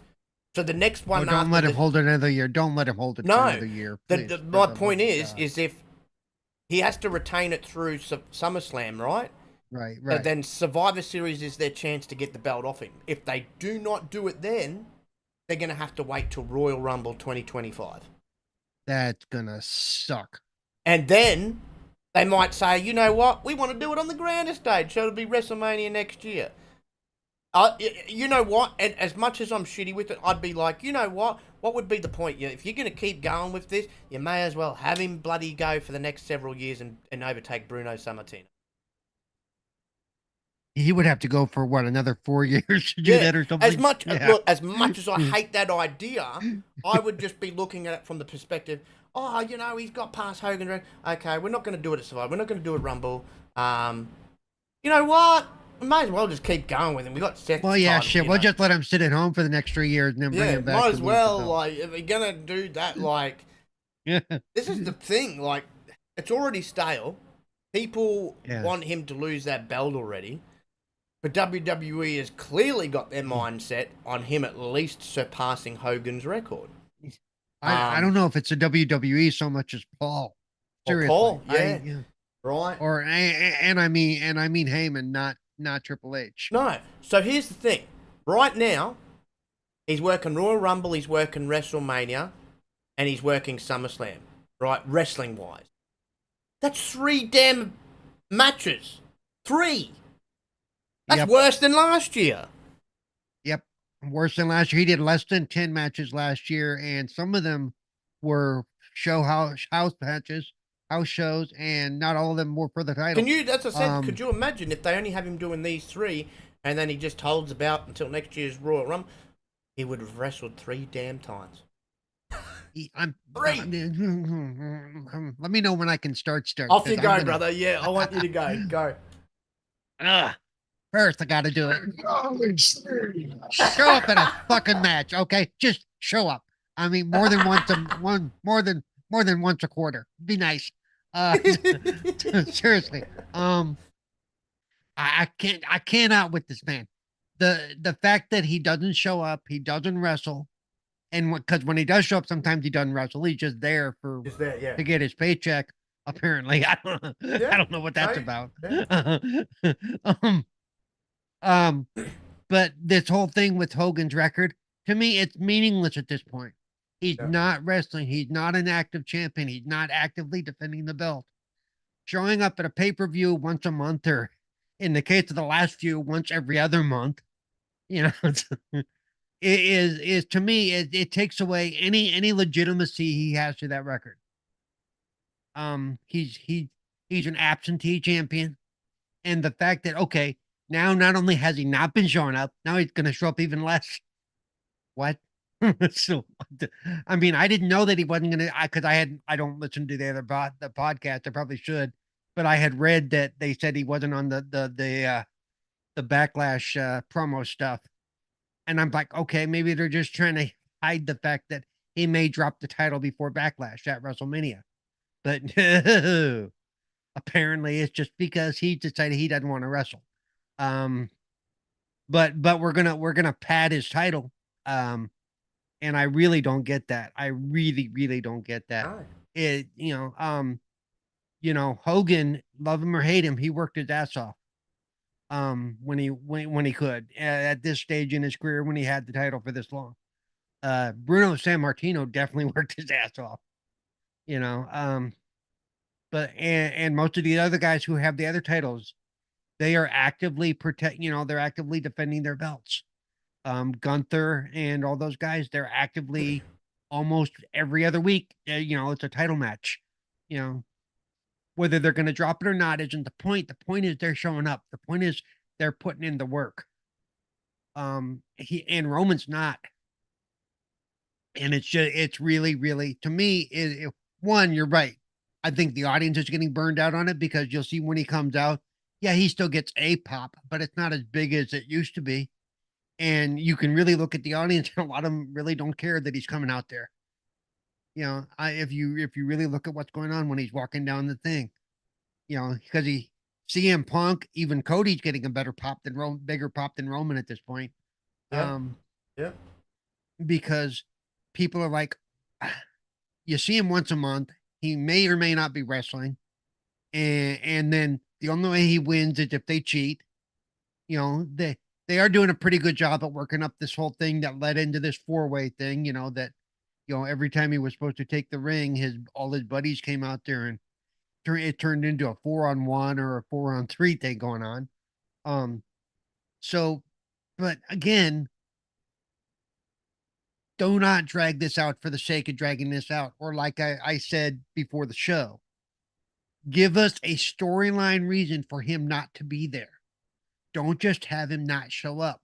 Right. It would work better if, even if it's just a storyline, give us a reason that he's not showing up.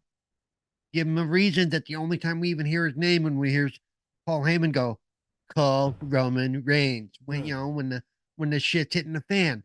That's cute. The fact that Paul never actually addresses his phone except to hold it up like that, it just looks fake as shit, by the way, if you know how to use a phone. But but I mean, do something with him. I don't know why they think this is a good idea. They've got to know behind the scenes that this is falling flat. This is taking too long. This is, like I said, you can't say, well, he's been holding the title for, 3,000 whatever days or whatever they're up to. Yeah. When he spends, he's only out there 1/5 of the time. Yeah, right.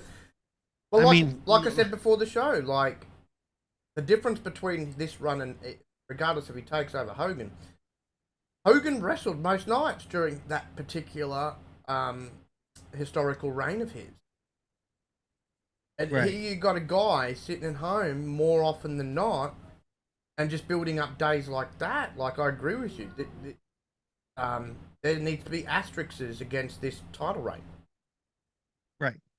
Or like I said, give us an in-story reason. Have him come in, do a match, and get, quote, injured where he has to stay at home. Give us a reason that he's parked on the couch. I mean, and if he's working on other stuff, be it Hollywood or whatever, that's fine too. But he's got a contract. I mean, you're paying this guy how much to sit his ass at home? Seriously. And it is getting to the point to where, he does this whole, and it really is meaningless at this point. Why would anybody want to acknowledge you? Yeah. You aren't there. You aren't the head of the table. You're not even showing up to the meal. I just don't get it. They need to do something. And I know they probably won't. I know they're probably going to do exactly what you said. And in the end, he's going to be praised as, the longest, the reigning record holder, blah, blah, blah. Yeah. But those of us who are here now are going to be going, yeah, but he didn't earn it. No. He really didn't earn it. He earned it for the first 2 years of this run, and that's it. Right. I mean, I understand. Put it this way, 2023 for him was like 2022 for Xbox. Right. It really was. Pretty much. It really was, right? So, like I said, I can count. I didn't need all 10 fingers to count how many matches he'd been in and active, and yeah, and so he hasn't worked for this. He hasn't earned this, in my opinion, either. No, and I mean, because even in the days of Hogan and stuff, they used to, he's going to defend the belt, and sometimes those matches would last all of 3 minutes, but at least they were out there. At least they were being seen. Right. Now, if you want to see Roman Reigns, the only time you're going to see him is if you go to a pay-per-view. And now, maybe not even then. What? And the only other person that would see him on a daily basis would be the paperboy. Yeah, I mean, I really don't. Like I said, and it's gonna get. It really is gonna get. I bet you. Right now, CM Punk is their highest-selling merch seller, from what I understand, from what I read. Mm. And I bet you that Roman is pretty far down on that list at this point. Because he's not in the public eye, short of them saying that he's supposed to be in the public eye. You know. Well, I actually think one of his cousins is outselling him merch-wise, Jey Uso. Oh, yeah, Jay, yeah. Yeah. Which could be. Jay, I bet you Jey Uso's outselling. I can almost guarantee you Cody's outselling him. Yep. Uh, LA Knight would be outselling him. LA Knight definitely outselling him. What? Yeah. Yeah. The Rock came back for one show and his shirt probably outsold him. Yep. Right. Heck, the guy that The Rock came out and gave shit to, what's his name that I never Jinder Mahal. And Jinder Mahal might be outselling. Yeah. He might be the modern day Maharaja. Yeah. It was funny when he came out and I was like, Jinder who? I had no idea who the guy was. I was like, Jinder who? You know what? It's funny because a lot of people don't even remember. He was a world champion at one point for them. Yeah. I know. They said that. I was like, was he really? Wow. Yeah. And he had a reasonably decent run with it too. It wasn't like a blink of an eye kind of thing either. So he just has very little charisma, that poor guy. But look, this. Well, yeah. I don't get it. They need to fix this. I think they're doing more harm than good by doing this. And they're giving him a spotlight he no longer deserves, and it's no longer. Well, see, Yobi's got a good point too. Yes, this is on Triple H. This is on Paul. This is also on Roman as well, and Vince. I'll agree with you because it's been reported numerous times. Roman also has a bit of power pertaining to all of this and the storyline and everything. It's him and Paul's decision as to how things go in that. And we've said before, haven't we, Paul? Like, you shouldn't give power to any of those superstars like that. No. I understand. As soon as the new deal was signed, why doesn't the new owner say, okay, I understand, that's nice, but we're going to do it this way. Giving power to, say, your top guys over their character and how that character will be presented and stuff, like the power that was given to Undertaker. And right. I even understand giving him the power to decide when the streak ended, because he helped create that streak and made that streak what it was. So I get that type of power. But to give power, like the power that's been given to Roman Reigns is like, and this is where the blame will come back to Triple H. This is Triple H, baby. This is Triple H, why he married Stephanie, right? Why we all know damn well he married Stephanie to begin with. Because he was playing, I'm not even going to say second fiddle. He was like third, fourth fiddle at the time behind Taker, Rock, and Austin, and then probably even fifth fiddle once Jericho came in, right? And that was his way to get multiple world championships. And the minute he lost it, and he had it back on him as quick as you can count to 10. Like, this is what it reminds me of. And they've given him that kind of power, and I'm like, nah, it'd be different. Because the one cave I will give Triple H was, again, he was wrestling more. Even during his little power trips where he would constantly have the belt around his way, he was wrestling more. Right. Wrestling more, wrestling well and truly more, to the point that, he'd end up tearing up his quad, for example. But, this is just ridiculous. Yeah, and like you said, okay, they have the power to control when he's going to drop the belt, but you're still his employer. You should still be able to say, hey, dude, you got to come into work, man. Like, I'd put it this way. I'd be putting it this way.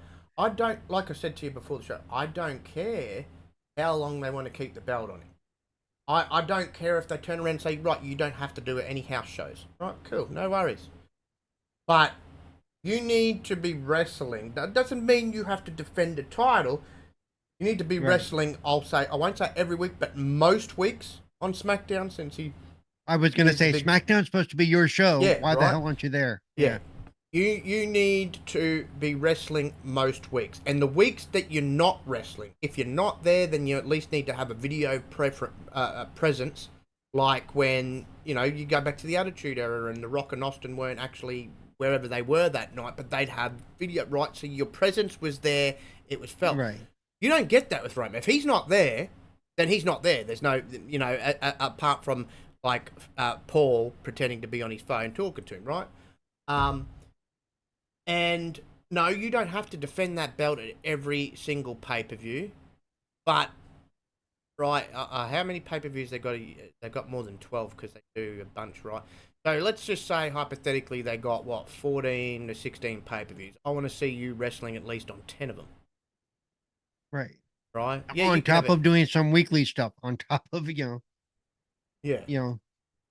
Give me 3 out of 4 weeks of the month that you at least show up at SmackDown. And 2 of those weeks you better be in the ring. Right. Be it for, even if it's just for 3 minutes, you're gonna do something. Exactly. He needs to get back to that. Look, I know the man's got Hollywood aspirations, but until you drop that belt, brother, you ain't going nowhere. Right? So. Well, see, and to me, if I was a Hollywood producer or whatever, at this point, I'd be looking at his work ethic and go, he's got none. Yeah, and I know that also comes back again, like Yobi said, on his higher ups too, allowing this to take place, and Paul Heyman obviously having a lot of swing himself. But dude, like he's one of the top champions. He's not like in Brock's shoes where you can afford Brock to be completely, not seen, not heard of, be off TV. Then Brock comes back, he's around for, because he's a part timer. He's not a part of any major storylines and stuff like that. This is a world champion, and a world champion that's, technically it's supposedly breaking a record. It's supposedly it's breaking technically a record on this historical run. Now, last year was just lost, but if I was them, I'd be having him. All right, doesn't make sense. Okay, for elimination chat. All right, you're going to skip that, right? That's cool. So WrestleMania is straight after that. So that'd be just missed one. But I think he needs to show up at Backlash. This is the first time you're doing a big premium live event in France, right? He's been out to Australia for shows before, but this is a big premium live event in France. He needs to be on there. I don't care if it's a tag team match. He needs to be on there, right? Obviously, the Saudi shows he kind of needs to be on because, he is the face of the damn company, and they paid exuberant amounts of blood money. So I think, again, doesn't need to be defending a belt, or if he does, well, he can retain that. But I just need to see him wrestling more, and I need to see his presence, feel his presence more. Because right now, it's just not enough. And any smart fan's going to look at this title run and go, well, the first half, you earned that, you done that right. This latter half of this historical run, you've sat at home racking up the days. And you're not even at home injured. You've sat on your ass to break the record. Even if he is taking acting classes, that doesn't stop him from going to some of these shows. No, but that's the point. There's going to be a lot of people that turn around and go, the only reason you broke Hogan's record is because you sat at home for half of that, on your ass, twiddling your thumbs. There's no way for him to deflect. There's no way for any of them, him, Paul Levesque. Either Paul. Either Paul, right? None of them to deflect and go, oh, well, that's not, well, sorry, it is. It is. 2023 was really a throwaway year. He was barely there. So you could only say half this run he earned and was decent, and half this run was, beautiful. The other half, he left a lot to be desired. And so... And I'll tell you what, again, all these other personalities are leaving him in the dust. Yeah. And I don't... Look, I've never been a fan of Hogan. I don't like him on a personal level. I don't think he's that great. Obviously he did big with the Hulkamania thing, but he really wasn't a great talent in the ring. He was very limited. Right. But what I will say is he wrestled more and earned his record over Roman. And that's, as I said, that's a hard pill for me to swallow because I don't like the guy. Yeah. But it's true. It's true. His record-setting run, he wrestled 3 times as much as what Roman has. So that's why Roman's breaking his record. They might think it's a big deal, but it's not going to be as big of a deal because He sat at home. I think they're just like you've said before. They may be just doing it to get Hogan's name off the books. They are. That's all they're doing to get it off the books. Yep. Which great, because if they start over from day zero, they're gonna have to do it with. But here's the thing: you got someone else in that company that's on a historical run too with another title, but they have bloody earned it, and that's Gunther. Yeah, he's earned his one, and you know what? I hope they have him. If they're going to have Roman finally drop this after SummerSlam this year, right? I want to see them let Gunther be the Intercontinental Champion longer than Roman being the World Champion, because at least Gunther is turning up, and he's earning it. You know what I mean? By the way, Joby, I'd say he's not there storyline wise, because they've been told not to put him in there storyline wise.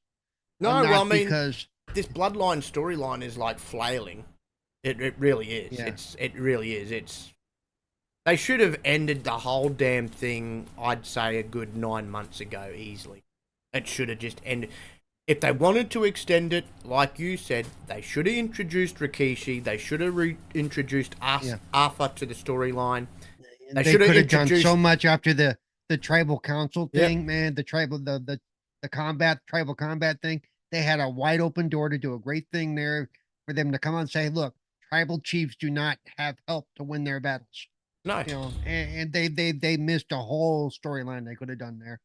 If I was Triple H, I wouldn't even tell him and Paul Heyman anything. You know what I'd do? I'd say, I'll let him think that he's going to beat Hogan. I'm going to have The Rock defeat him at WrestleMania. Oh, ouch. Yeah. Hey, well, he's the boss. He can overrule them, right? Yeah. But I would.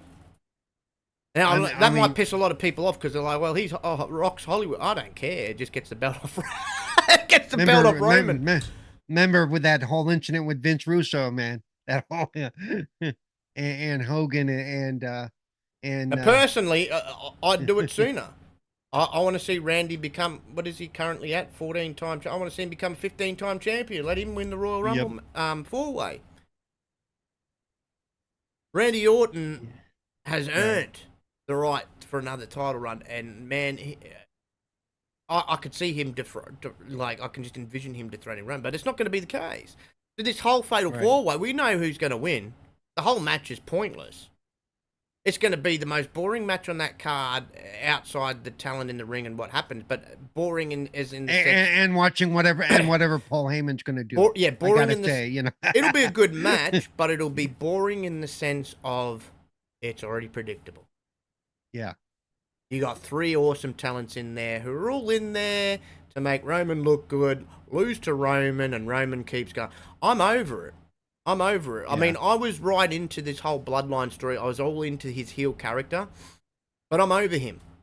I want him to drop the title and piss off the Hollywood and stay in freaking Hollywood. I'm ready for him to go. I'm over him. He's another one like Hogan. He might be slightly a little bit more talented in the ring, but dude, there's much more talented guys in that. And for example, he isn't as talented as a Seth Rollins. He isn't as talented as a Shinsuke Nakamura in between those. He's just not. He's not as talented as AJ Styles. He's not as talented as Kenny Omega or Will Ospreay. He's just not. He's not even close to being on any of these guys' levels.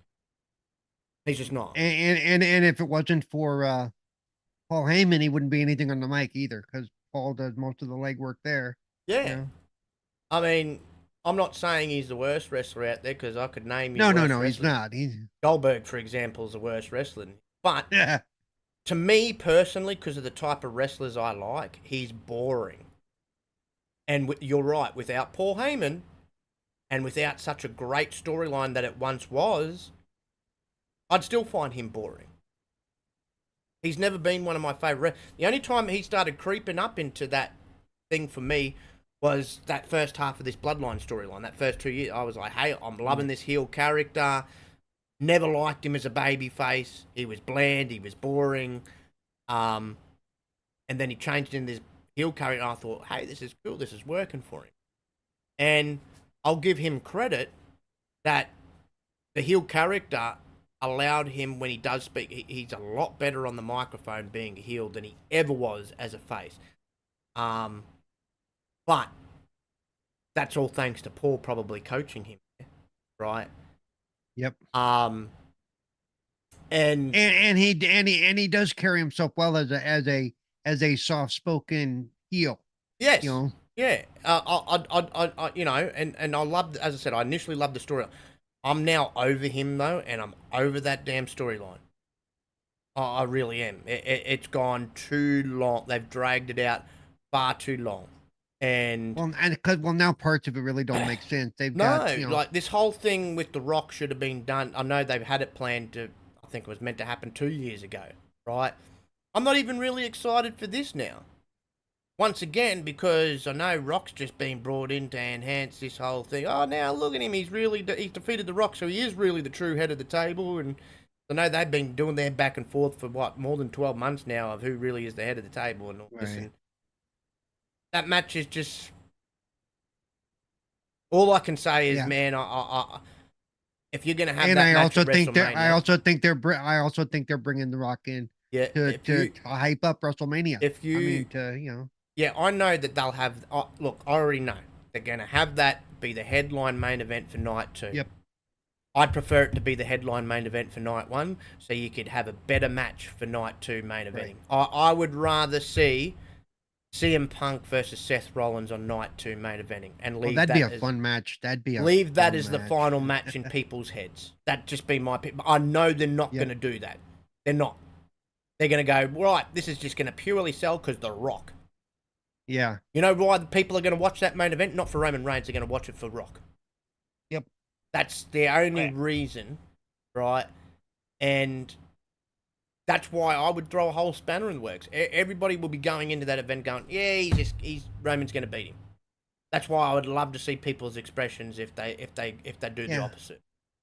But I am very glad that they're not burning Cody with this. No, that's good. That's good. Yeah. Right? Which now, right, since they've changed course, hey, the whole unpredictability of who's going to win this Royal Rumble is now right up there, up in the air, because months ago, when it looked like they were going to do Roman Cody too, we were sitting here saying, well, you know, he didn't get traded to SmackDown, so the only likely way to get this story to go in that direction is to have Cody win the Rumble.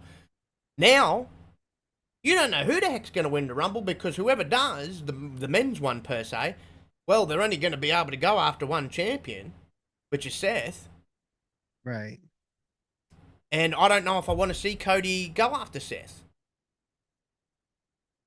I think that would be a fun match, though. It'd be a fun match, but we've already seen it too. Right. Yeah. And that's not. And then I also come back to, that's not finishing the story.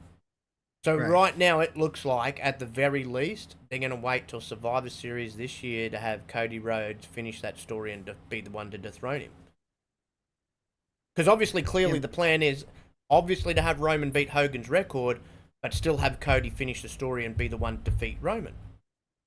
Yep, and they've been pushing that finish the story thing again a lot. Yeah, so but it's not going to be at WrestleMania, which sucks.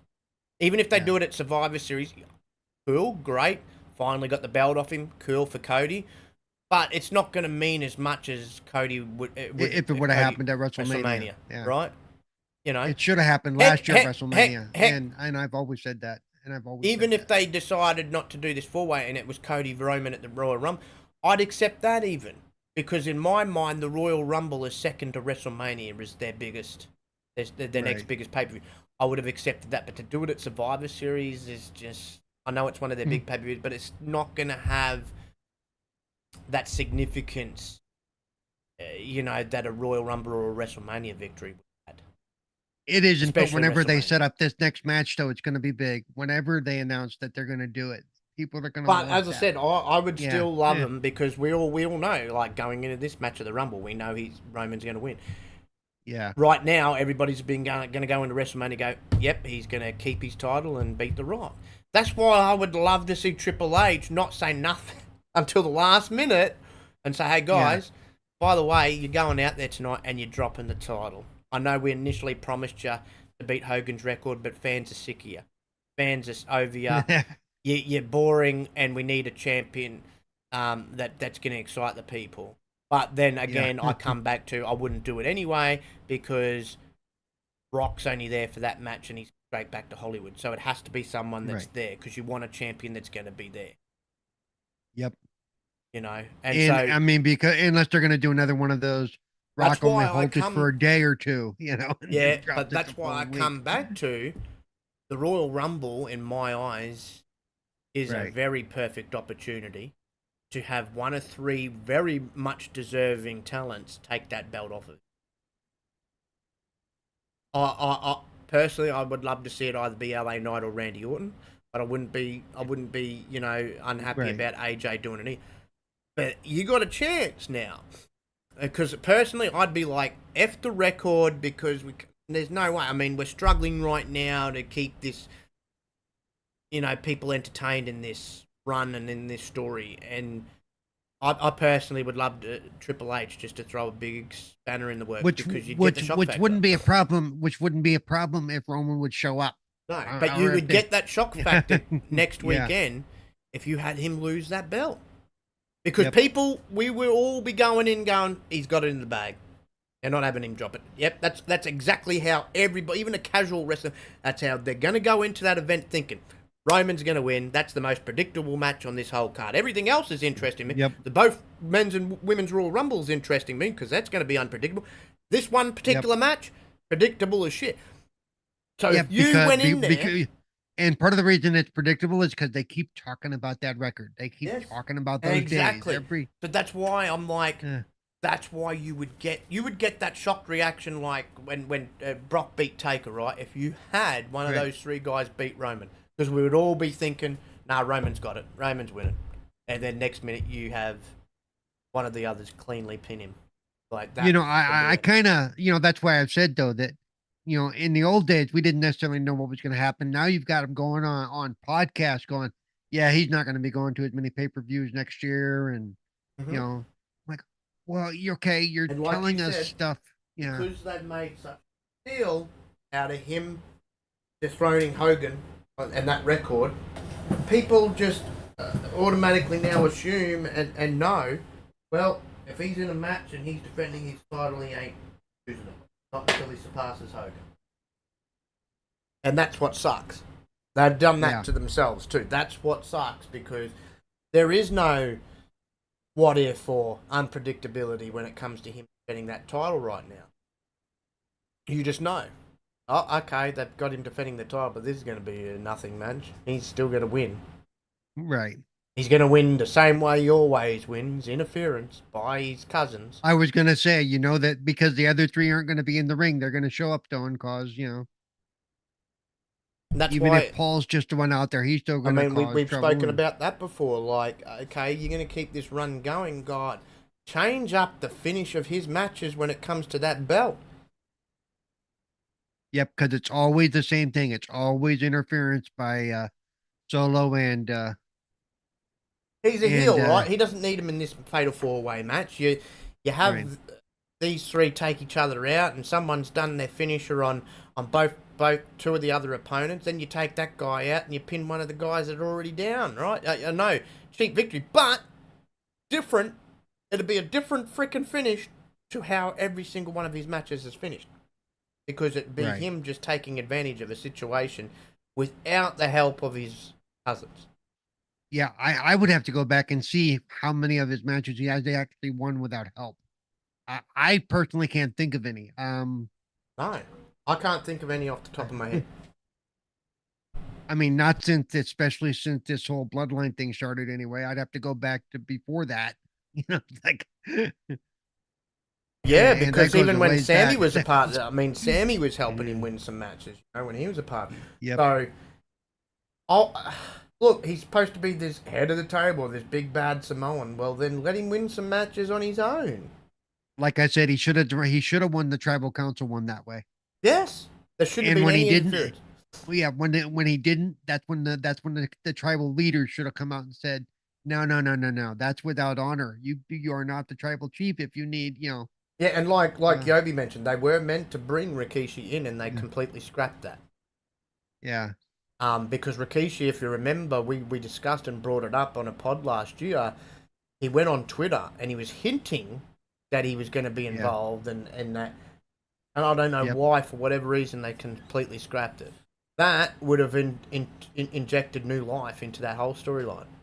Like you mentioned yourself, they had brought his dad in, and Rikishi would have injected new life. You could have took it in another direction, and you would have had something new to keep on going instead of the same old song and dance. That's just overdone now and boring. And now, this song and dance isn't working. And part of it, the reason it's not working is because he's not there. And as weird as that sounds, but it's true that you've got Uso and Solo and Heyman trying to carry the whole thing. Oh, and their other little puppy dog that follows them around now. And it's silly, it's because none of them have the charisma to do that. Uso doesn't have the charisma of his brother. No, he doesn't have the No, and that's nothing against Uso, by the way. So if you're listening, Uso, don't take it personally. I'm just, it's a character, man. I know that. You know that. So don't hurt me. No, but they definitely need to do. They need to do more, and they need to change things up, as I said, especially with the finishes of his match. They do something different, like. But if it was me personally, like, I'd be done with the whole thing. Take the belt off him, send him to Hollywood. Goodbye. Thanks for coming. Thanks for everything. Bye bye. Yeah. Because fans are over it. Like that belt. If anything, while he's away with it, it devalues it. Yeah. Yeah, it doesn't have any meaning now. No, I mean, the top title in WWE, top world title in WWE right now is Seth's title. And Seth's made it the most prestigious title. Roman's has just continued to lose value. Yep, that's because Seth is out there. Really, nobody's going to care him breaking. They're not going to really look at, even though it would be historical in the sense of how many days he'd be having it. But people don't care that. People aren't going to care about him beating Hogan's record because that title is just lost so much value. It's like underneath the Intercontinental and US titles right now. Even they hold more value. Right. And that's saying something because the US title... that's because those titles holders are out there every week talking in the ring. You know what? Yeah. And here's the funny thing is, you got a part-time with the US title who's showing up more in Logan Paul. Right? Logan Paul, who's not a full-time wrestler but has more talent in his pinky on that microphone in that ring than Roman Reigns. That's just funny to me, right? And he's making that title still hold the Intercontinental Championship. Now that's a proper historical run. What Gunther's done, that's a proper historical run. Now I figure because he is part-time, Logan is probably going to drop it at the pay-per-view, but I don't know who he's going to drop. Well, he's going to drop it to one of the guys that he's going to get, or the one he's going to get. Well, if he doesn't drop it at the Rumble, I do see him dropping it at WrestleMania. Right. Yeah. I wouldn't be surprised if he dropped it at the Rumble, though. Seriously, but. Yeah, no, and look, I always said I said I knew, and I thought because of his talent that he deserved to run with a belt. I never had in my mind one of the top titles. I always thought, you give him an Intercontinental US title, I'm cool with that, because the guy can literally go. I've said numerous times, I wish he'd give up YouTube and that become a full-fledged wrestler because he's, in my opinion, found his lane there. Like, he really should be a full-time wrestler. The guy is brilliant, and he can talk on a microphone. He's entertaining, whether you like him or you hate him. He's entertaining, and I'm glad they gave him this little run, and he'll even when he drops the title, he'll still have one of the best matches on the bloody card. Right. And who knows? They could set him up to drop the title and come back and try to get it back again and do another. Yeah. He does have that much of a drive and personality and mic skills to do that. To be a and funny enough, because of his big YouTube stardom and obviously even his boxing stuff, he draws. He is a draw card. Like, people want to tune in. This either see him, do his shtick or see someone beat the crap out of him. Either way, Um, And we all know I like to yeah, see them beat the crap out of him just because, yeah. anytime you give Logan Paul a foot to the face, I'm Well, cheering, it was funny when Kevin Owens knocked Oh, him that was stupid. awesome. That was hilarious. I was like, good God. Because I'm Logan. Pow. Okay, you're Logan unconscious is what you are. Yeah, because I found it funny because he always going on about the medal in his hand. He's got knockout power, and then Kevin Owens just bam. You know, if anything, that's who I probably think will probably beat him for the belt. Is KO. Yeah. But yeah, I did love that bit. I thought that was so well done. Oh, I went back and watched it a couple of times. Yeah, right now, as I said, that men's Royal Rumble, that's a head scratcher, man. I really I can't pick out of it because there's a few people there that could win it, from Cody to Drew McIntyre to CM Punk. There's three names right there. I mean, sure, there's a few others there that might be thrown in the mix, but that's really up in the air. That's really, really up in the air as to who they're going to have win that. Yeah. I would probably dare say I'm gonna make a prediction right now, because they're not leading with Cody versus Roman, and obviously clearly they're making Cody wait. I think CM Punk wins, so he gets his opportunity at Seth Rollins, since they want to do that feud. Yeah. That's how I see it playing out. CM Punk will win the Rumble, and he'll go on to WrestleMania to take on Seth. Which would be good on the card. The card. Oh yeah, that'll be great. And for Cody, I just don't know when he's going to be able to finally finish that story. I'm sick of having the poor man. I'm sick of having the poor man wait. And my thing is with Cody, what are they? They also need to give him it may not be the main event, but they need to give him a good, strong match at WrestleMania. You know what? If they're going to make him wait to finish the story with Roman, have him dethrone Gunther for the Intercontinental title, because I think he deserves a singles belt. Yeah. And I don't think that derails him still going after Roman. We've seen plenty of times of the Intercontinental Champion going after the World Champ, right? But he needs a significant match, and they're obviously, Gunther's the longest running Intercontinental Champion in history now, I believe. So he could drop the title at any moment. Cody's going to. I haven't. So is his feud with Yakamura over, basically, or basically what he's beating 3 times now? So right. So basically, now between now and then, they need to set Cody up with another storyline. Yeah. So this is why I think get him into Gunther's circle. Get him into that. I think he needs to challenge Gunther. I think they need to do a feud with him and Gunther. Because as I said, God only knows when he's going to get his crack at Roman. God only knows, because Roman's got what he's got at the Rumble, then he's got WrestleMania with The Rock, so who knows? But I think Cody has earned an opportunity at a title in the meantime. Intercontinental title makes a lot of sense. And him dethroning Gunther, that would be a good notch, right? Yeah. This is the way I'm looking at it from this standpoint, right? And I know you probably agree with me on this, because I know how big of a Cody fan you are. You have him dethrone both of them guys who are on historical run. That's a big thing. Yeah. Cody's the guy who ended Gunther's run. And got the Intercontinental title. Cody's the guy that dethrones Roman and ends that run. And here's the thing: he does it while still being the Intercontinental Champion. Yep, and he wouldn't be the first dual belt holder. No, there you build it up then to champion versus champion, right? And like that even makes it even more significant, especially if he has to wait to bloody Survivor Series to do this, right? And as I said, because it wouldn't be WrestleMania, you got to make this then significant then. So to do that, what better way to do it than to have him dethrone Gunther and then dethrone him? That just makes it significant. That it's still not WrestleMania him doing it, but it gives it that significance and greater meaning.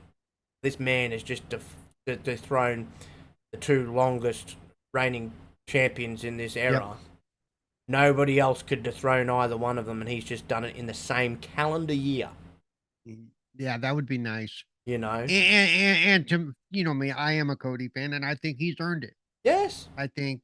Yeah, there's a lot of people in the industry they're handing it to. Yeah. The minute Roman does go off the sunset, you could ride Cody as the face of the company. I know he's near 40, but he's still got a lot of wrestling left, and he's that over and that popular that they could do that shift from Roman to Cody. And Cody might only have a short time as the face of the company while you're building some other younger talent to be your true face of your company for the next 10, 15 years once they take over. But Cody could be that middle ground face of the company until you find the next big face of the company that's going to be that's why it would be funny, as I said, if they do bring in MJF. He could be your face of the company, and you just have Cody as the transitional face of the company until you build MJF up and have him earn it in that company. But that would be a good. I'm just using it as an example. Yep. And I know Cody would be all for that because he'd be like, "Oh, okay, cool. I've got no worries about passing the torch to one of my best friends." And the other thing is Cody shows up to, at least one show a week, often 2 shows a week anyway. Yeah.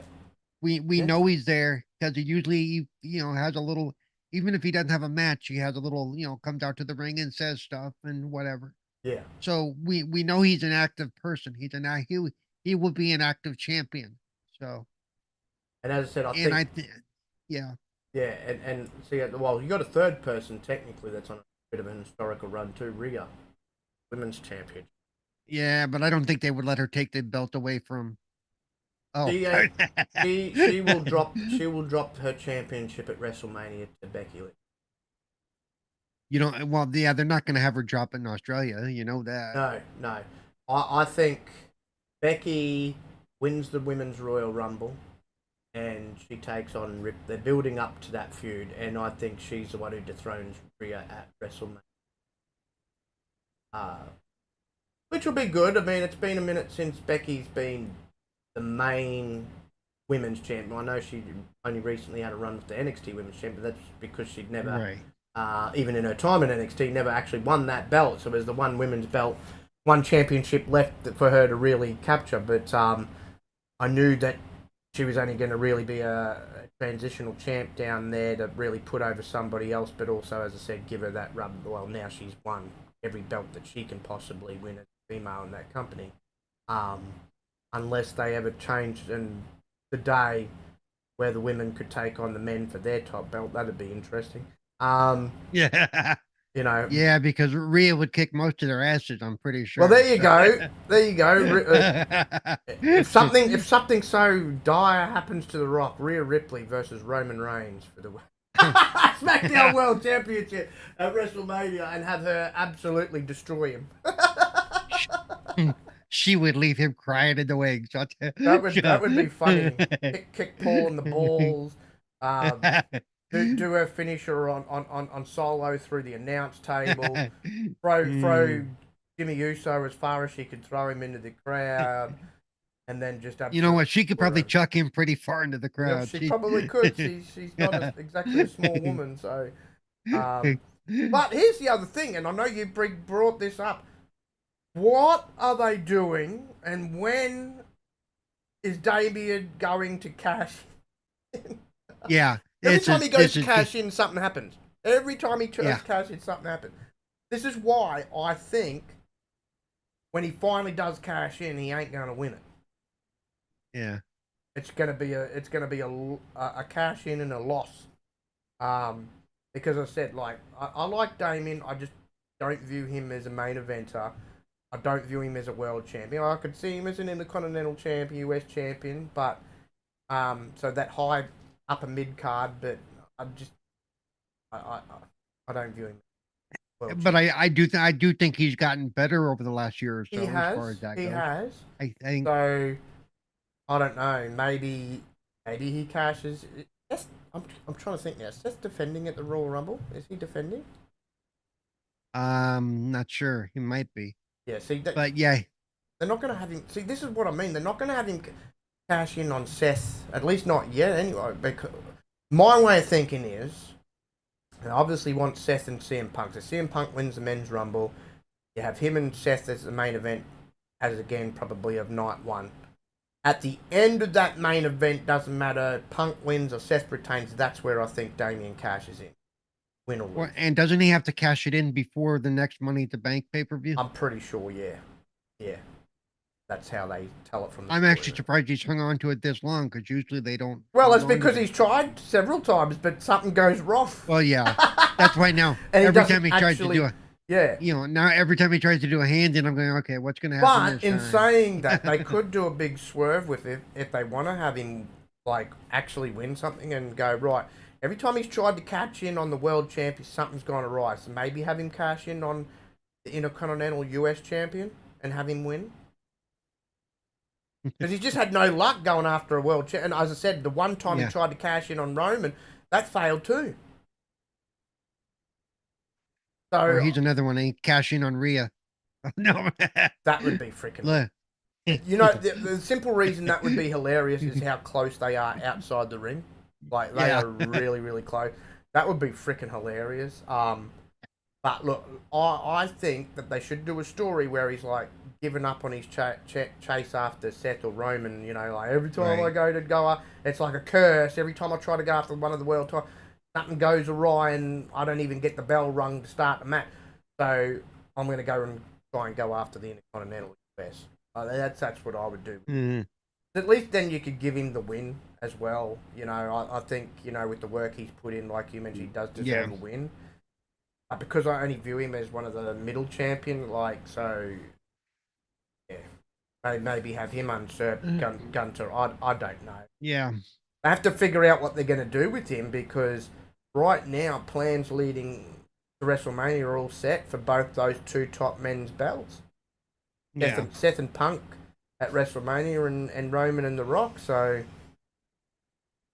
I don't know. As I said, maybe tries to cash. Maybe tries again at WrestleMania and tries to cash in on one of them at the end of the I was gonna say, see, it's too bad we kind of know what they're doing with Roman because because then you could possibly see him cash it in there at the end of the match. Well, see, that would. I mean, as much as I don't view him as well, that would throw another big surprise. Roman defeats The Rock, so everybody's still sitting there going, "Oh, this is predictable." And the next minute you hear Judgment Day music hit, and Damien runs down. And actually gets the hand in Finn smash it. Finn comes from the other side, smashes Roman with a chair or something like that, and bell rings and Damien beats him. Or they all run out because remember they would have to intercept Solo and they all run down and Rhea does a finisher on Roman and Finn smashes everybody and Dominic does his little part. Well, you know what? He's taller than JD, so he could throw him around. Yeah, maybe. And then they take them all out, and then Damien, like that would be surprised. Like that would just everybody's taller than JD. Nobody would expect it, man. I'm telling you that. No, you don't. If anything, that would be even more of a shock. If you had him come down when every match with Roman's predicted, and you had him cash in and beat Roman, when nobody in their wildest dreams would ever think Damian Priest would have a chance against Roman Reigns. Right. That would get that would whole be it, shock reaction. And like I said, let Roman win over The Rock because if it hands to The Rock, you go. But if you let if you have him hand in on Roman. So if they're listening, because I'm telling you, I'm going to mark this and tag there, and they bet. There's your idea. Give us something we're not expecting. Okay, you're not expecting, but I might be at this point. Like do something different. That's what I mean. Like I want to see people's reactions at WrestleMania, like that shocked reaction we seen when Brock beat Taker, and everybody was like, "Huh? Like holy shit! Like this did this just happen?" That's the type of reaction you would get if you had Priest come down randomly after Roman's just beat The Rock and he cashes in and beats him. Like everybody be like, "What the? Like, are you kidding? Like, are we seeing this right now? Like, especially if it's because Rhea's messed Roman up." That would be even funnier again, like, because she's all pissed off because she, has lost her title earlier in the night or something. So she comes and takes it out of Ray. You know what? I'm going to help the main man Priest win this. Bugger you. I don't know, but they have to do something. I know that what they're going to plan on doing. I just don't. It'd be really nice if they would do something we're not expecting. Exactly. As I said, they got a chance here at the Rumble. They got a chance here at the Rumble. You know why? He doesn't even have to be pinned in a fatal 4-way. He doesn't even have to be pinned. No, he doesn't. I thought they could only drop the belt on a pin or a submission. No, in a fatal 4-way or triple threat match, he doesn't have to be pinned. So, for example, if LA Knight pins AJ Styles, he's the new champion. Oh, that's right. Yeah. So, they've got an opportunity here. They don't even have to have him be pinned. At this point, I wouldn't care if they ended it that way either. I'd be like, I don't care that Roman wasn't the one to get pinned. The belt's off of him. That's all I care about. Right. At this point, that's all I care about right now. I don't care how they do it. I just want the belt off of him. But see, they've already set it up that the last 2 times they've tried to do anything, there's been interference from the outside. And what's his name hasn't said anything to stop that. So I'm thinking, if worse comes to worse, that's what they're going to do. They're going to have to call the match because of interference from the outside. Wait for it.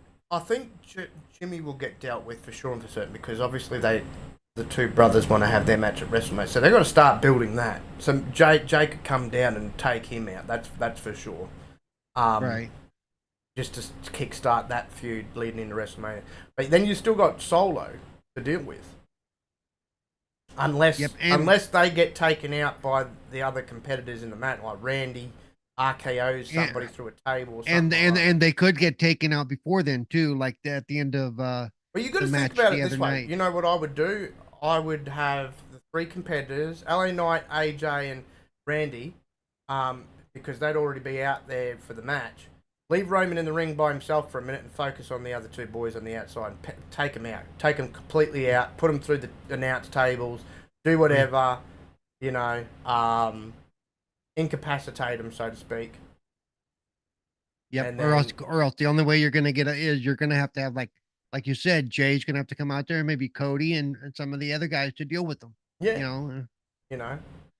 And so I'm telling you, at the moment it's predictable, but I'd just love to see WWE throw that spanner in the works. And at this point I would, as I said, if they have someone else win that match and become champion, I wouldn't care if it's not Roman getting pinned at this point. Give us something different. Yeah, it'd be nice. Have Roman start ripping apart the arena because he just lost his belt without getting pinned. Well, you're in a fatal 4-way, man. That's what can happen. Seen it plenty of times where the champion doesn't get pinned in a fatal 4-way or a triple threat, and they don't like it. They go off. Yeah, it would be nice. And that's in 2 weeks, people. 2 weeks. Not this weekend, but not this weekend, the following weekend. So, which I always look forward to the Royal Rumble. It's one of my favourite pay-per-views. Always love the Royal Rumble. Because, you get, with the Rumble itself, you get a lot of surprises, and I'm expecting surprises in the both the men's and women's. Some oldies maybe. Last night I watched the Rumble from '93 when I didn't realize, I forgot they did that Rumble in Sacramento where I grew up. Yeah. And that's when Ric Flair was number 2 in and he won the whole thing. I mean, that was wild. Yeah, exactly. So they also had a match with your favorite, Owen Hart, and Owen Hart was, I forgot how good he could look when he was on fire. Oh man, yeah. As I said, he was just brilliant. Yep. He was brilliant. I, to this day, I always say that I think he was more charismatic and better in the ring than his brother. He really was. Bret was a great technical wrestler. I'm not taking anything away from Bret. I love Bret Hart, but Bret was very awkward and stiff on a microphone. Owen Hart, though, he had it all. Yeah. He could wrestle any style, and he had charisma and oozing out of him. He was bigger than. To me, it looked like he was bigger than Bret. Too. Yeah, he was. He was a bigger build. Yeah. But honestly, he should have been a multiple-time world champion in WWF. They just undervalued him, underappreciated him. Um, he wasn't utilized the greatest way either. Especially towards the end there, they used him as a joke. I'm like, really? Right. You know, he should have been a multiple-time world champion. That's how good he was. He could have been a face of the company. That's how good he was. And in my eyes, he was better than both the top two guys at that point in time. He was better than both Bret Hart and Shawn Michaels. Really was. He really was. Shawn had the charisma. Yeah. But I wouldn't say Shawn Michaels was he was good in the ring, but he wasn't great. I thought Owen Hart had a lot more talent than Shawn Michaels in that ring. He did. If you go back and watch his stuff from Japan and that, like, man, it will show you just how many different styles he could wrestle. He could wrestle the WWE style. He could wrestle high flying. He could wrestle powerhouse. He could wrestle the stiff Japanese style. He could wrestle technical because, growing up with Stu and, his father and Brett. He could do it all, but they just never showcased him in the way. They always had him in the mid-card and that, and he really should have been a main eventer. He had main eventer written all over him. And to this day, apart from Eddie Guerrero, Owen Hart's my 1A and Eddie Guerrero is my 1B as my all-time favourites. Like, those two were just phenomenal. At least Eddie actually got given the chance to be that main eventer and be that world champion. And it's just a shame that Vince didn't see what he had in Owen. Right. He really didn't. So he was underrated. He very much was. And it was a shame. But, yeah, it is what it is, unfortunately. But as I said, I'll still always say what Brett used to call himself, that's really more fitting for Owen. Owen was the best there is, the best there was, the best there ever will be. He just was. He could. Ric Flair said it best many times. He could wrestle circles around anybody with a blindfold on Owen Hart. He could. Right. And as I said, he had charisma galore. He really did. He was loyal. He was a good company man. I mean, he did everything he was told to do and asked of him, even if he didn't want to do it. Including when he was playing the Blazer there at the end, and he didn't like heights, but he sucked it up and he did it as much as he didn't like it. He had a great fear of heights, and I don't know why. That should have been enough to go, yeah, this is not a good idea. No, and they didn't need to. The whole Blue Blazer thing was just stupid. Like, you had him just being Owen Hart, being himself. He was the King of Hearts, right? He won the King of the Ring and everything. Like, he was good either way. But babyface, heel, he could do it all. You didn't need to stick him under a mask and have him as this Cape Crusader. Like, it was just so bullshit back in the day. Like, why? I mean, Vince just had no idea. Like, no idea. If Owen had left that company, went back to New Japan, he would have been a multiple-time world champion there. He would have been used properly. Right. He didn't need no silly-ass gimmick. But right. Yeah. Well. There's nothing that anybody can do about that. Yeah. Unfortunately, other than remember some good memories, and as I said, Brett tried to pull for him too, to say, hey Vince, give me your little brother here a world title run. Like he's gonna do you wonders. They should have been doing it before Stone Cold and The Rock, because once Stone Cold and The Rock came on the scene, I mean, they were the top two guys, and it didn't matter what anybody would do, that you weren't going to take those top two spots. Yeah.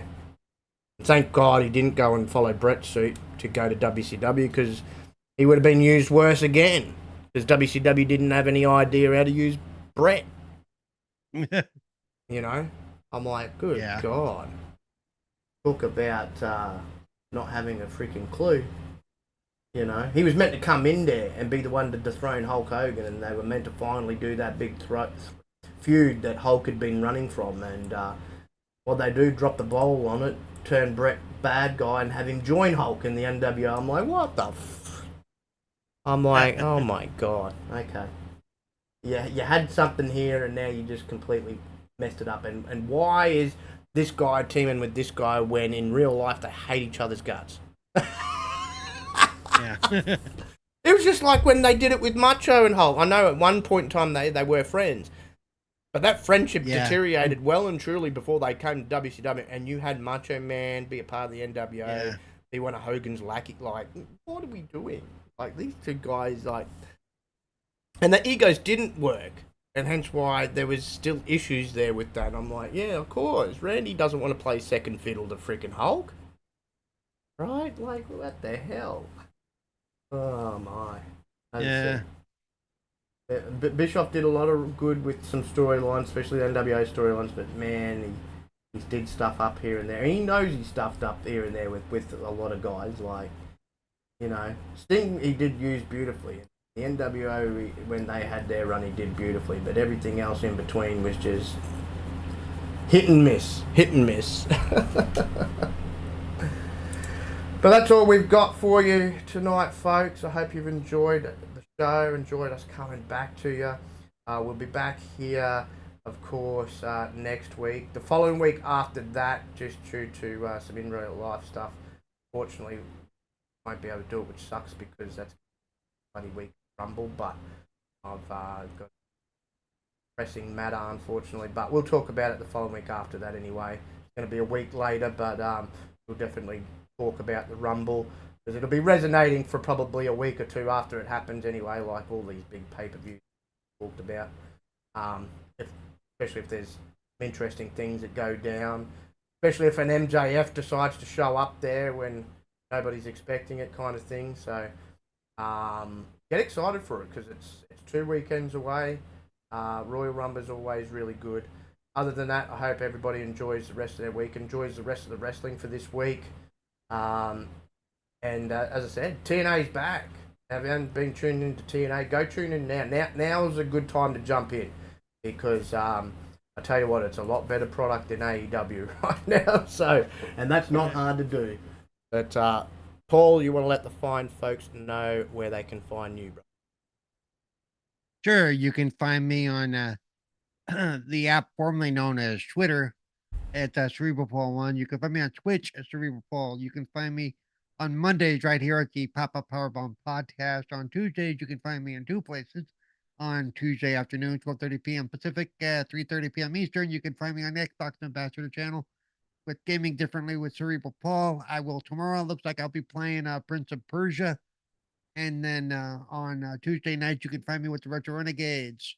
On Thursdays, you can find me on 4GQ TV again with the regular 4GQ TV show. And on Fridays, you can find me Wasted with Wise on his channel. Oh, there you go. Oh, that's what I was going to ask you too. Are you doing a live reaction show this for the Xbox? On Thursday? No, because it's before our show, actually. Oh, it's before the show. Okay, so yeah, you'll be doing an after show reaction. Yeah, right. No, that's cool. Yeah, and if you want, you can join us that night if you'd like. I should. I'll have to get back to you on that. I don't know what I'm doing on that particular day, but if I'm free, for sure and for certain, because I'd love to share my reaction. Because I know it's the day after the Bastards pay. That's why I was like, ugh. Of course, it has to happen the day after we do the Bastards. Yeah. But yeah, no, it should be a good little showing. I mean, at the moment we know they're only showing 4 games of. I mean, I'm most looking forward to seeing obviously more of Avowed and obviously seeing gameplay finally of Indiana Jones. Hopefully getting a release date. I was shocked. I was really shocked to find out that game's actually coming out this year. I thought it was a 2025 game, but right. No, they've been stating it's this year. They haven't given a specific date this year, but they've said this year. People are for some reason predicting April, but I was sitting there going, nah, I'd be more thinking later in the year for indie. But oh no, I'm thinking fall for indie Christmas release. Yeah, that's what I'm thinking too. You know, but you know, obviously the rumors are swirling because it happened at last year's directive. They're going to do a shadow drop. So I'm wondering if another game will actually show up because I don't think any of the 4 games that we currently know that they're going to be deep diving are going to be the one that... I'll be shocked if any of these are shadow drop. Because I was looking over them and I'm like, won't be Hellblade 2, because you're not going to shadow drop a game like that. It won't be Indiana Jones, because you want to market the hell out of that. It won't be Avowed. I mean, if it's one of the four, maybe Towerborn. Maybe they do that because it's a smaller game than these other three games. But I've been hearing a lot about this smaller project Double Fine, is it, that's working on Killheim or whatever it's called. Right. Maybe they show that off, because I'm looking at it from the perspective when they did the shadow drop of Hi-Fi Rush last year. They showed that at that event. Right. But right now, I'm still going with my prediction of maybe there's no shadow drop this time, because I don't think they have to do a shadow drop at every one of these directs. So it's just people. The expectations obviously they come to expect it. Yeah. Yeah, because you had a January last year is when they decided to create these directs and follow Nintendo's suit, and then they did it at that. So people are like, well, it's happening again. It's January. They're doing a direct. Going to drop something. So interesting. But you can find me, of course, here every Monday evening, right here on 4GQ TV, with the Pop-Up Powerbomb podcast, and of course every Wednesday evening with Backlog Bastards. If you haven't liked and subscribed to the channel already, please do so, because apart from those two pods, he's also got abundance of great podcasts, also an all-females podcast that they just started back the other day, and of course a bunch of really, really great in-depth interviews. I've got to catch up on the last one that Paul and Carlo did, where they were the ex-mob bookie. Yeah, the ex-mob mobster. Yeah, that'll be an interesting lesson. So that's what I'm saying, folks. You got some very interesting interviews that these two boys get from people in whether it's people from behind the scenes of wrestling industry or the movie industry, or in this case, as I said, someone that's had connections and things to do with the mob. Yeah, some very, very interesting. I'm sure there's some more intriguing, interesting interviews in the future. So a lot of great content here on the channel. So subscribe, hit the notification bell to get notified of when those videos get put up, or we each go live. Until then, I hope everybody has a great rest of the evening or great rest of the day, wherever you may be. And we will see you all next time. Good night, everybody.